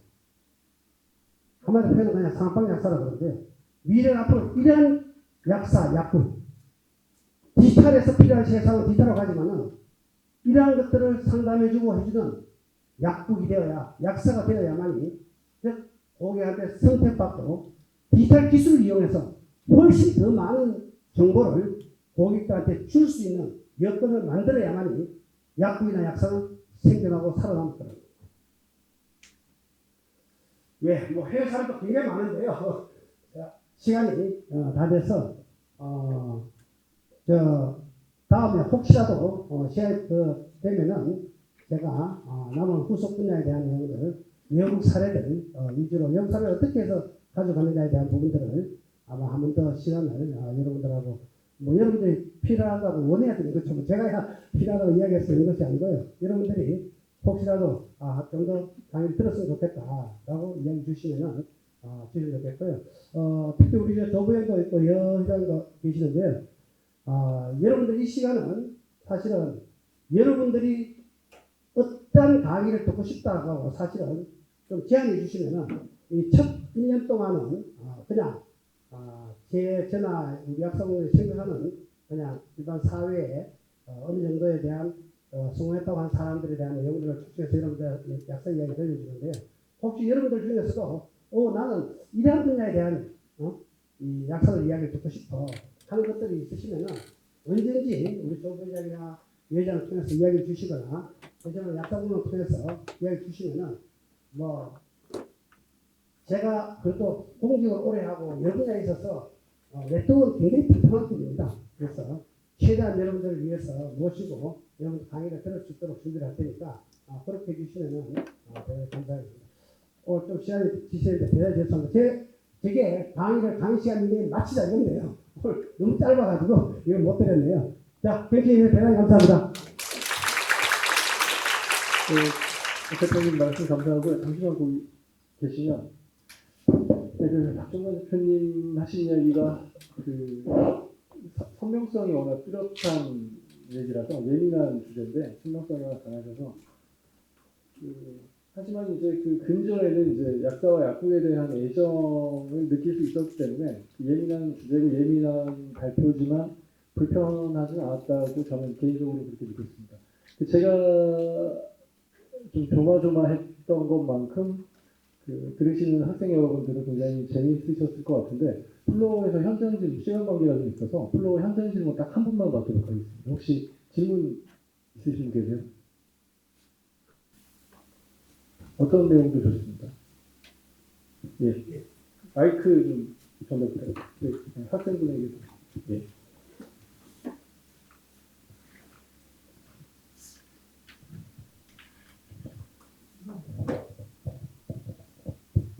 안녕하세요. 약사부문 CT기자 이고배입니다. 다름이 아니라 오늘 강연이 1시간 정도로 짧게 준비하셔서 스킵하신 분이 많다고 들었는데 혹시 3시간의 풀 강연을 볼 수 있는 곳이 따로 있을까요? 강연을 약대에 다니면서 많이 했고 사실은요 했는데 물론 내용은 좀 다릅니다만은 이런 풀 버전을 했더니 거의 질문까지 받았더니 한 3시간 정도 걸리더라고요. 그래서 이제 제가 그렇게 이야기 드린 거고요. 강의는 제가 보니까 한 2시간 정도 하면은 제가 이야기 드리고자 하는 모든 내용들이 아마 전달되고 실제 고대에서 오신 분 계세요? 고대? 고대 제 강의 들으셨는가요? 그때 5학년인가 6학년 내가 방송했는데 그때 강의를 한 2시간 돼. 질문이 진짜 거짓말 1시간 질문이 나왔어요. 그때는 약대에서 가장 좋았던 게 약대에서 질문이 너무 많았었어요. 이게 그래서 그때 사실은 총 한 3시간 정도를 그때 해서 그 이야기 드렸던 거고요. 강의 시간은 제가 한 2시간 정도 아마 풀 강의하면은 아마 강의 내용이 되지 않을까 생각합니다. 이 메디파나부터 시작해서 한 60회 정도 기고했던 원고가 있어서 기고했던 원고를 쭉 한번 읽어보시면 제가 강의했던 거의 모든 내용들을 사실은 그 기고에 적었는데 뭐 강의하면서 물어보는데 제 기고를 읽은 사람들이 거의 없으시더라고요. 사실은요. 제가 아마 전달력이 좀 부족한 건지 이래서 전한 건데요. 그런데 그 기고 부분 한번 쭉 보시면은 제가 했던 내용들이 거의 대부분 들어있습니다. 네, 알겠습니다. 박종환 대표님 감사드리고요. 네, 시간 관계로 이것으로 마치도록 하겠습니다. 큰 박수 부탁드리겠습니다.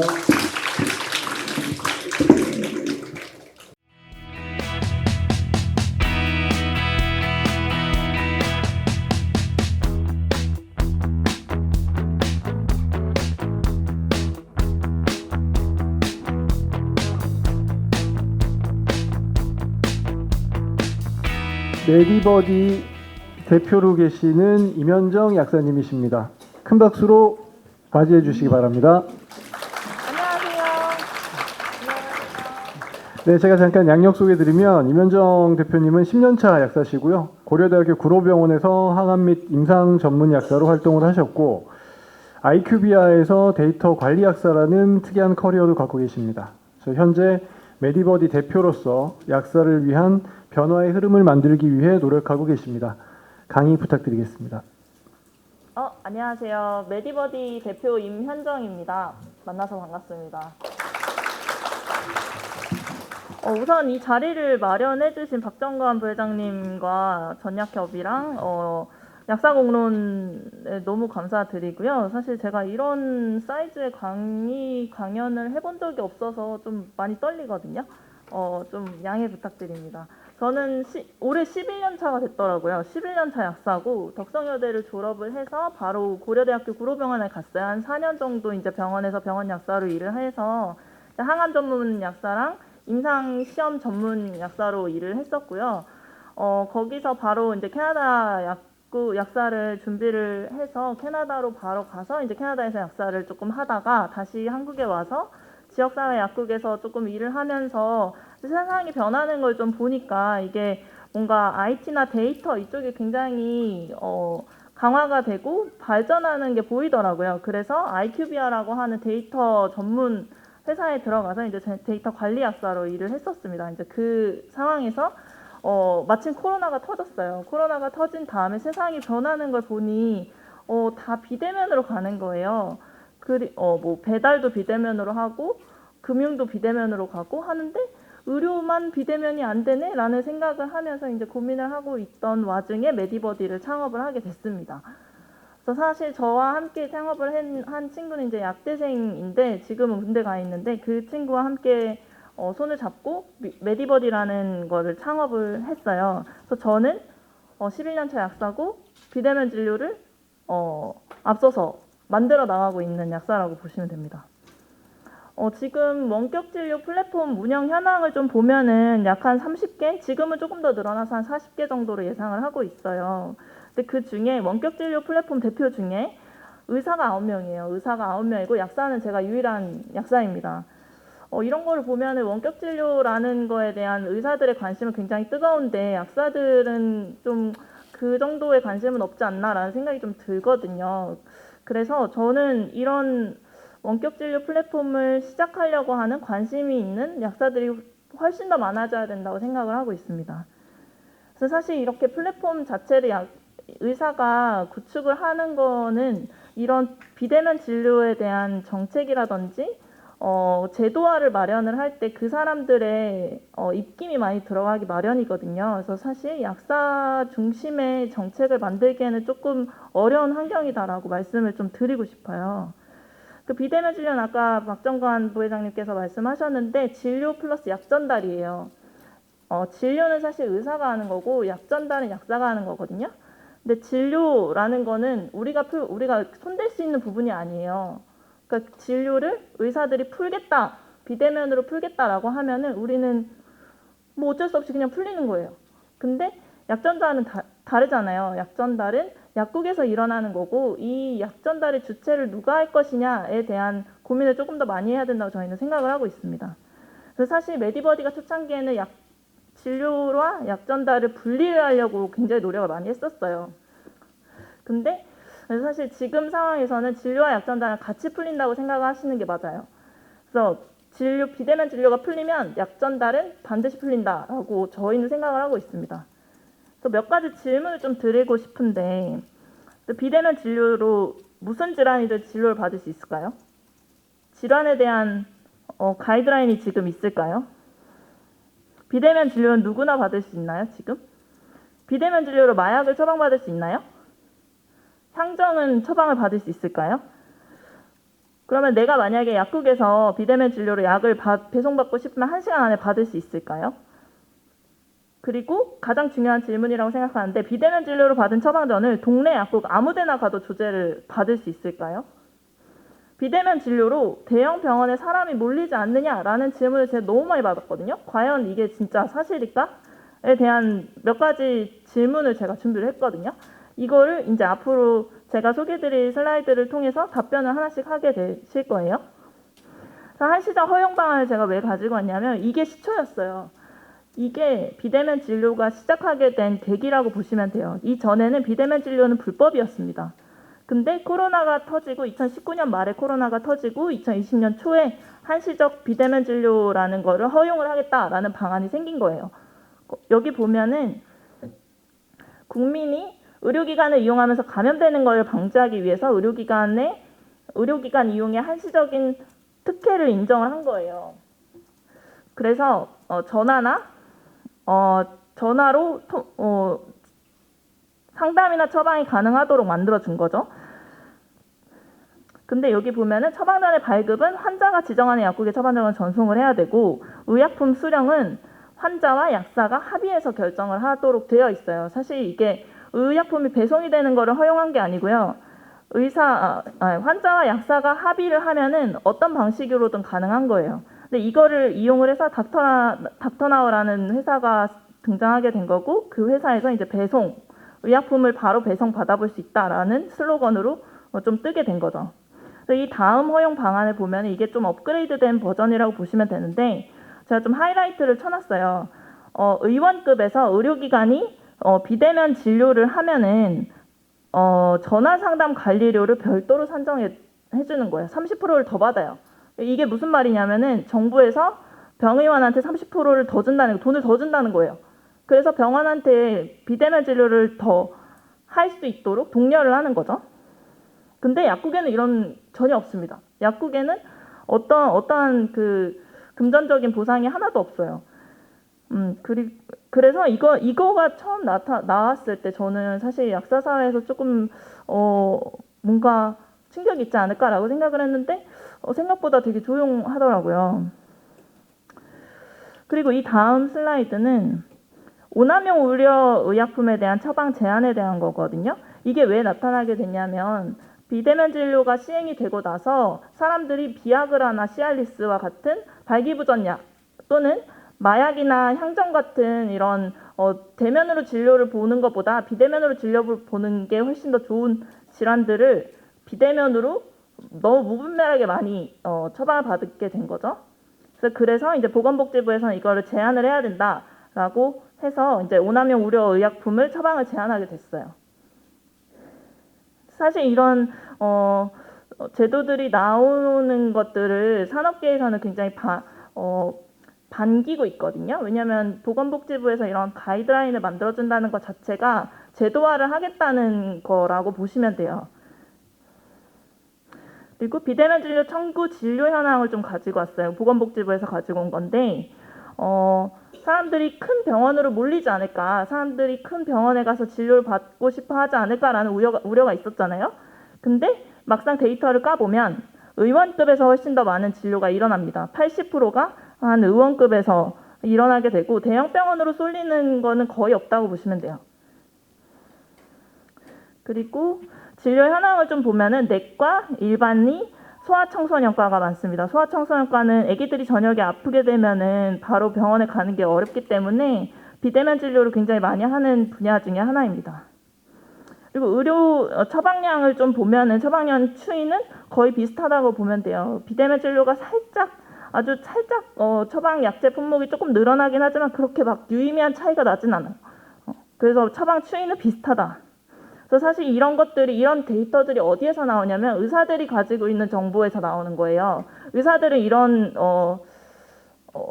비대면 진료에 대한 논의를 굉장히 많이 하고 있고요. 연구를 많이 하고 있어요. 그래서 제가 생각하기에는 약사들도 조금 더 주도적으로 연구를 해야 된다라고 저는 생각을 하고 있는데 이런 결과들을 조금 더 데이터를 객관적으로 끌어낼 수 있어야 된다고 저는 보고 있습니다. 그리고 해외 주요국의 원격 진료 정책을 좀 비교를 해봤어요.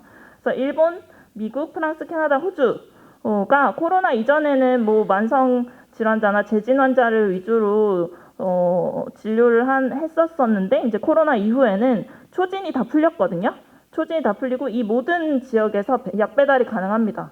약 배달은 다 풀려 있다고 보시면 돼요. 그래서 이거는 좀 논의 사항을 좀 정리를 해봤는데 정부가 보건복지부가 있고요. 국회가 있어요. 국회는 이제 입법을 하는 곳이잖아요. 법이 만들어져야 비대면 진료가 합법화가 되는 거예요. 그리고 의료계에서는 이 비대면 진료를 어떻게 보는지, 또한 약사회에서는 어떻게 보는지 이걸 좀 정리를 해봤어요. 그래서 진료 형태는 지금 현황은 이제 재진이나 초진 다 가능하다고 보시면 돼요. 근데 이제 보건복지부에서는 재진 환자 중심으로 하고 싶어 하지만 초진 허용은 이제 좀 예외적으로 논의를 해볼 필요가 있다라고 얘기를 하고, 국회에서는 지금 3가지 입법이 발의가 됐는데 처음에 2가지는 이제 재진 환자 위주로 논의가 되어 왔었고, 이종성 의원이 최근에 발의한 거는 이제 좀 초진 환자까지 허용될 수 있는 여지를 좀 남겨놨다고 보시면 됩니다. 그래서 의료계는 초진은 불가하다, 재진만 할 수 있도록 해야 된다라고 얘기가 되고 있고, 약사회는 사실 지금 합의된 의견이 없습니다. 약사회에서도 조금 의견을 만들어서 좀 개진을 할 필요가 있다고 저는 생각을 하고 있는데, 일단은 합의된 의견이 없습니다. 그리고 플랫폼에 대한 제한은 지금 당장은 없지만 이제 보건복지부에서는 인증제를 좀 추진을 하자라는 얘기가 나오고 있어요. 물 좀 가질 수 있을까요? 네. 또 국회에서는 이제 플랫폼에 대한 뭐 제한 사항은 없지만 지금 위법 행위들이 굉장히 많이 발생하고 있는 상황이거든요. 그래서 그거에 대한 이제 제재는 좀 필요하다라고 얘기를 하고 있고, 의료계에서는 국회와 정부가 의협과 사전에 긴밀하게 논의를 해야 된다라고 얘기를 하고 있어요. 사실 약사회도 제가 생각하기에는 이런 식으로 좀 긴밀하게 논의를 해야 된다.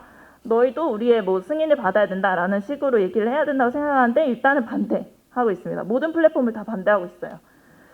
그리고 대상 환자는 지금은 뭐 현행은 전 국민으로 다 풀어놓고 있지만, 보건복지부는 뭐 의료 취약계층이나 의료 취약 지역을 한정을 해놓고 있고요. 국회에서도 조금 의료 취약계층을 위주로 하는 그런 법안들이 많이 올라오고 있고, 의료계에서는 사실 최소한으로 시행한 다음에 나중에 확대를 하자라는 입장이에요.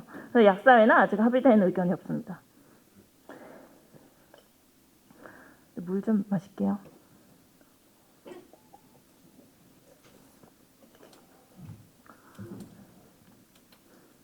지금 현행은 뭐 허용된 질환 같은 거는 제한이 없는데, 다만 오남용 의료 의약품에 대한 처방은 좀 금지가 되어 있고, 보건복지부에서는 이제 만성질환 환자에게 시범 사업을 실시를 한 바 있지만 뭐 특별히 허용 질환에 대해서 얘기가 나오지는 않고 있습니다.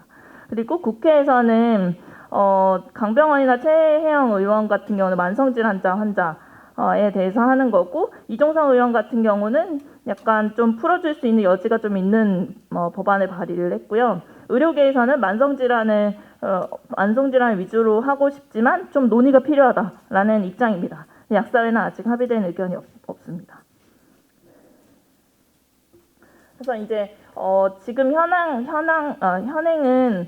전화 상담이나 처방이 지금 가능한 걸로 되어 있지만, 보건복지부에서도 이제 환자의 건강 또는 질병의 지속적인 관찰, 진단, 상담 및 처방까지 할 수 있다라고 되어 있고요. 국회에서도 뭐 비슷한 것들이 나와 있어요. 근데 의료계에서는 특별히 합의된 의견이 없고, 뭐 의료계와 약사회 둘 다 합의된 의견이 없습니다.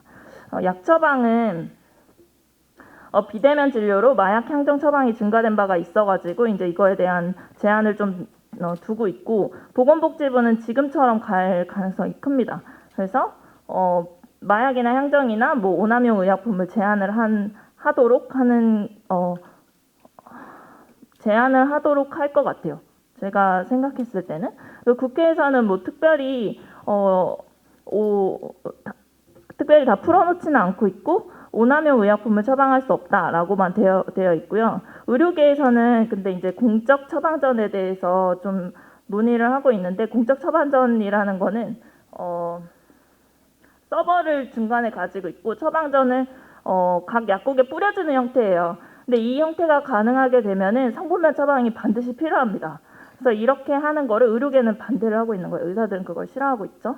약사회는 그런 식으로 가야지 이제 성분별 처방이 되고 각각의 약국한테 레거시가 돌아가게 되니까, 약사회에서는 이거를 공적 전자 처방전을 시행해야 한다라고 얘기를 하고 있습니다. 그래서 약 배송에 대한 거는 이제 지금 퀵이나 택배나 다 가능하거든요. 근데 이제 보건복지부는 비대면 진료와 의약품 배송을 한꺼번에 이루어지는 방향으로 가야 된다라고 얘기를 한 바가 있어요. 그리고 국회에서는 뭐 특별한 의견이나 법안은 없지만 비대면 진료가 풀리면 약 배송도 같이 풀린다라고 보는 게 맞고요. 비대면 진료, 의료계에서는 이제 비대면 진료가 허용이 되면 약 배송도 당연히 풀릴 것이다라고 얘기를 하고 있는데 약사회에서는 무조건 금지해야 한다라고 하고 있습니다. 그래서 수가 같은 경우에는 지금 외래 진찰료랑 동등하게 산정이 되어 있어서 환자가 부담하는 건 없지만 의사가 비대면 진료를 하게 되면 전화 진찰료를 추가로 더 받을 수 있는 구조고요. 보건복지부는 이제 재진 진료비에 비대면 관리료 30%를 추가하는 형태를 구상을 하고 있어요. 그리고 국회에서는 뭐 이거에 대한 특별한 법안이 발의가 된 건 아니고, 근데 이제 의료계는 비대면 진료가 대면 진료보다 조금 더 비싸게, 조금 더 높게 측정이 돼야 한다라는 입장입니다. 근데 약사회는 이거에 대한 특별한 뭐 얘기는 나오고 있지 않고 있습니다. 그래서 제가 생각하기에 비대면 진료는 제도화가 될 건데 그거를 어떻게 해야지 약사 입지가 작아지지 않을까에 대한 심도 있는 논의가 좀 필요하다고 생각합니다. 그리고 이제 예상을 하기에 2023년 6월에는 입법을 할 거라고 하는 그런 내용들도 있어요. 근데 그럴 때 약사의 입장을 어떻게 주장을 할 수 있을지에 대한 근거 마련이 좀 필요하다고 저는 생각하고 있습니다. 그래서 앞에 질문들에 대한 답을 좀 하고 싶은데요. 지금은 어떤 질환이든 진료를 다 받을 수 있어요. 근데 앞으로는 조금 두고 볼 필요는 있다. 어떻게 법이 마련이 되는지, 제도가 어떻게 바뀌는지는 좀 두고 볼 필요는 있고요. 마약이나 향정은 받을 수 없어요. 근데 이제 내가 매일 먹는 탈모약이나 혈압약 같은 거를 주기적으로 받아서 복용할 수 있는 방법의 하나로서 이제 비대면 진료가 좀 풀리지 않을까라는 생각이 좀 하고 있고요. 외국의 리필 제도를 조금 차용을 할 수 있지 않을까라는 생각을 저희는 하고 있습니다. 근데 이렇게 되면 이제 병원에 가는 횟수보다 약국에 가는 횟수가 조금 더 많아질 수는 있을 것 같아요. 그리고 지금 비대면 진료로 받은 처방전을 동네 약국 아무데나 가도 조제해 줄 수 있느냐 하는 질문에는 yes and no예요. 대체 조제가 좀 원활하지 않은 곳에서는 조제가 좀 어렵고요. 또한 약국의 비대면 진료 참여율이 굉장히 저조합니다. 60%밖에 안 되거든요. 그래서 약국에 무작위로 전화를 했을 때 비대면 진료를 받은 처방전은 받고 싶지 않다라고 하는 분들이 40% 정도 됩니다. 그래서 저는 조금 이런 사회적인 합의는 좀 필요하다고 봅니다. 그리고 비대면 진료로 대형 병원에 사람이 전혀 몰리지 않고 오히려 1차 병원에 훨씬 더 사람이 많이 가고 있습니다. 그리고 일반 의약품을 배송을 받고 싶은데 배송을 어떻게 받지? 라고 생각하는 분들은 되게 아이러니하게 비대면 진료를 받으면서 일반 의약품을 처방을 받아요. 그러면은 사실 배송이 가능하잖아요. 그래서 이런 식으로 일반 의약품을 배송을 받는 분들도 있거든요. 그래서 이런 불법이지만 이렇게 우회해서 일반 의약품을 배송받는 경우도 있다라는 거 알고 계시면 되고, 이런 거에 대한 사실 좀 논의가 좀 필요하다고 저는 생각하고 있습니다. 일반 의약품이 이렇게 되면은 일반 의약품이 배송이 풀리게 되는 것도 진짜 시간 문제라고 봅니다. 그래서 제가 생각하기에 의협이 주도권을 가진 정책을 만들어야 한다는 주장이 굉장히 많이 나오고 있어요. 대한의사협회 의료정책연구소에서 사실 이 자료들을 굉장히 많이 가지고 왔는데 거기서도 써 있어요. 의협이 주도권을 가지고 비대면 진료를 견인해야 된다라는 얘기들이 많이 나오고 있는데 저는 약사들이 주도권을 가진 정책 제안도 필요하다고 봅니다. 분명히 의사들이 할 수 있는 거는 진료까지거든요. 약 전달은 약사들이 해야 돼요. 그래서 그 부분에 대한 좀 고민이 좀 많이 필요하고 뭐 거리 제한을 준다든지 배송에 대한 약사의 관리 감독이 필요하다라고 얘기를 한다든지 뭐 이런 식으로 조금 제도화를 약사를 위한 제도화가 필요하고, 그러니까 비대면 진료가 만약에 되면은 약사가 준비해야 되는 사안들이 굉장히 많거든요. 이런 것들을 좀 논의할 수 있는 자리가 필요하다고 봐요.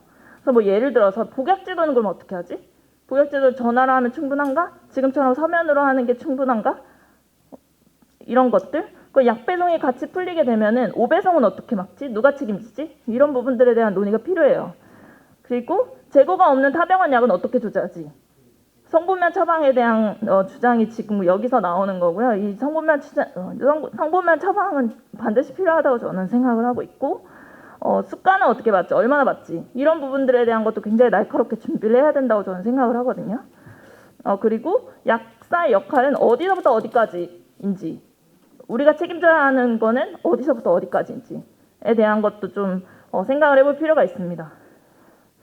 그리고 이거는 조금 경중을 울리는 거라고 저는 생각을 하는데, 약국에서 주로 담당했던 아주 마이너한 상담이나 처치, 이게 의사의 원격 진료로 옮겨가고 있어요. 의사들이 특별히 뭐 처방이 필요 없는 것도 있잖아요. 뭐 열이 나요, 뭐 이런 것들 예전에는 약국으로 전화를 했거나 약국으로 와서 상담을 했단 말이에요. 근데 이게 다 원격 진료로 옮겨가면서 의사한테 가고 있어요. 사실 약사들이 할 수 있는 것 중에 가장 중요한 거라고 보는 게 상담이거든요. 근데 이게 다 의사한테 가고 있다는 거, 이거는 굉장히 중요한 부분이라고 저는 생각을 하고, 그래서 일반의약품을 배송받는 케이스도 있다라는 거, 일반의약품 배송에 대한 부분도 고민이 필요하다라고 저는 생각하고 있습니다. 근데 사실 비대면 진료라는 게 시작이거든요. 이거를 통해서 디지털 헬스케어가 되는 거예요. 그래서 이런 부분들에 대한 약대생들뿐만 아니라 모든 약사들의 관심이 좀 필요하다고 저는 생각을 하고 있고, 이런 거를 시도하려고 하는 약사들이 더 많아져야 된다고 봐요. 그래서 디지털 치료기기가 들어올 수 있고, 분산형 임상 실험이 들어올 수 있고, 원격 모니터링이 들어올 수 있고, EMR 솔루션이 들어올 수 있고, 뭐 영상 진단 솔루션이 들어올 수 있고, 뭐 이런 것들 사실 다 준비하고 있단 말이에요. 이게 안 하는 게 아니에요. 진짜 다 하고 있어요. 그리고 카카오나 네이버가 이걸 안 하고 있다고 생각하시면 안 돼요. 그러니까 매듭이나 이런 비대면 진료 플랫폼 업체에 뒤로 다 투자를 하고 있단 말이에요. 그래서 이런 것들을 아주 빠르게 논의를 해야 된다고 저는 보고 있습니다. 네, 이상입니다. 네, 박수 부탁드리겠습니다. 이면정 대표님 강의 잘 들었습니다. 역시 현장에 질문이 많을 것 같은데요. 궁금한 질문이 있으신 학생 여러분들은 질문 저희가 2분만 받도록 하겠습니다. 혹시 궁금하신 분 좀 계시는지요? 네, 저기 끝에. 예.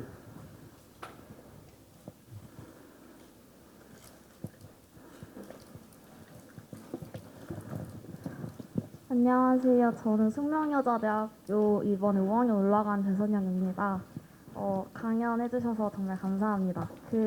먼저 저도 항상 정책에 대해서 많이 고민을 했었는데, 약대생으로서 어떻게 정책을 새로 제안을 할 때 어떻게 영향을 끼칠 수 있을지가 가장 고민이더라고요. 논의가 필요한 건 맞지만 약대생 입장에서 어떻게 정책을 만들 때 영향을 줄 수 있을지 대표님의 의견이 궁금합니다. 정책을 만들 때 저도 영향을 주고 싶어요. 근데 영향을 못 주거든요. 근데 이게 한 사람이 영향을 주려고 하면 어렵지만 여러 사람이 모아서 영향을 주기에는 굉장히 좋을 거라고 저는 생각을 해요. 사실 의대생들은 걔네들끼리 생각을 하고 고민을 해가면서 비대면 진료가 어떻게 진행이 되어야 하지에 대한 논의를 하고 결과를 발표하고 이런 것들이 굉장히 많거든요. 근데 약대생들도 조금 그런 부분에 대한 고민을 좀 해야 되지 않을까? 그게 어려우면은 복약 지도를 어떻게 원격 진료 시대에서 할 수 있을까로부터 시작하면 너무 좋을 것 같아요. 사실 그 부분이 모든 약사들이 가지고 있는 고민이거든요. 그래서 그 부분에 대해서 뭐 학교에서 좀 뭐 스터디를 만들어서 얘기를 해본다든지 하면은 충분히 그게 반영이 될 수가 있어요. 그래서 그거를 학교 내에서 가지고 있지 말고 기사화를 시키세요. 기사화를 시켜서 사람들이 많이 보게 하는 거죠. 약대생들이 이거를 이런 식으로 정책이 이런 식으로 반영이 되면 좋겠다라고 한 것들이 분명히 임팩트가 있거든요. 그래서 그런 식으로 조금 언론을 이용해서 할 수 있는 방법들이 있다고 봅니다.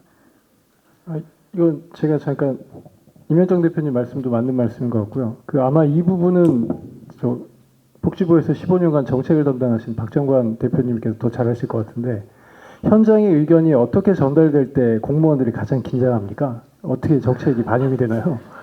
예전에 경험을 살려서 한마디 해주시면 좋으실 것 같아요. 예, 박정관 대표님.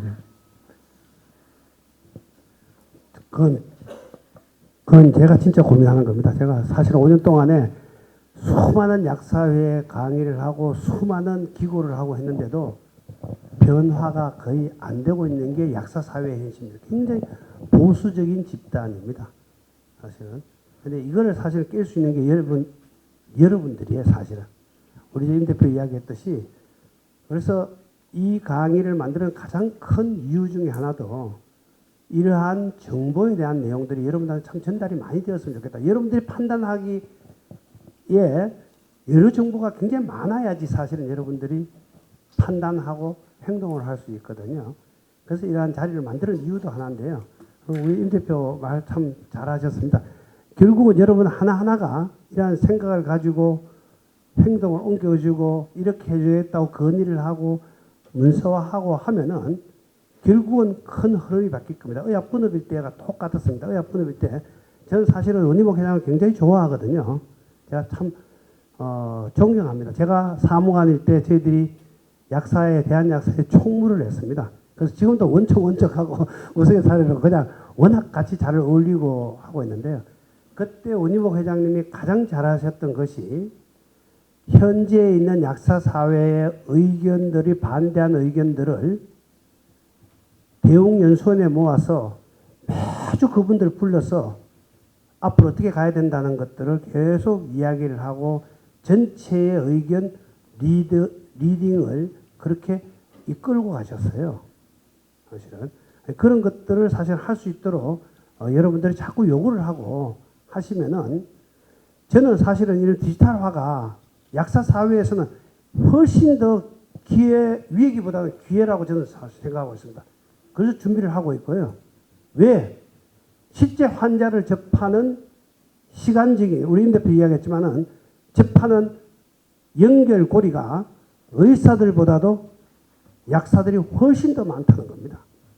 이걸 디지털을 이용해서 활용을 한다면은 고객들한테 내 건강관리에 대한 내용들은 100% 약사들에게 선택될 수 있다고 저는 자신을 합니다. 어떻게 우리가 준비하냐에 따라서 의학분업을 어떻게 준비하냐에 따라서 의학분업의 성공이 정착이 되고 저희들 약사사회에서 이만큼 끌고 왔듯이 앞으로 이러한 디지털에 대한 내용들을 우리 임 대표도 아마 굉장히 고민들을 굉장히 많이 하고 여러 사례를 굉장히 많이 모았는데요.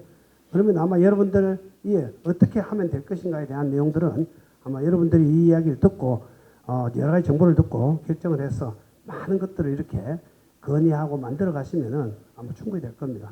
그래서 오늘은 제가 그렇게 5년 동안 노력했는데도 어렵거든요. 네, 아마 임 대표 그렇게 이야기하셔서 아마 그렇게 하시면은 아마 앞으로 좋은 결과가 있으리라 생각합니다. 네, 감사합니다. 플로어에서 질문 혹시 해주실 분 한 분 더 계실까요? 네, 한 부장님.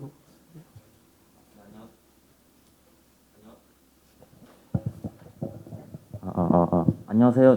저는 충남대학교 이제 5학년 올라가는 곽근용이라고 합니다. 그 대표님께서 이제 배달 플랫폼으로 의사들이 대부분을 차지하시고 약사분들은 거의 없다고 하셨잖아요.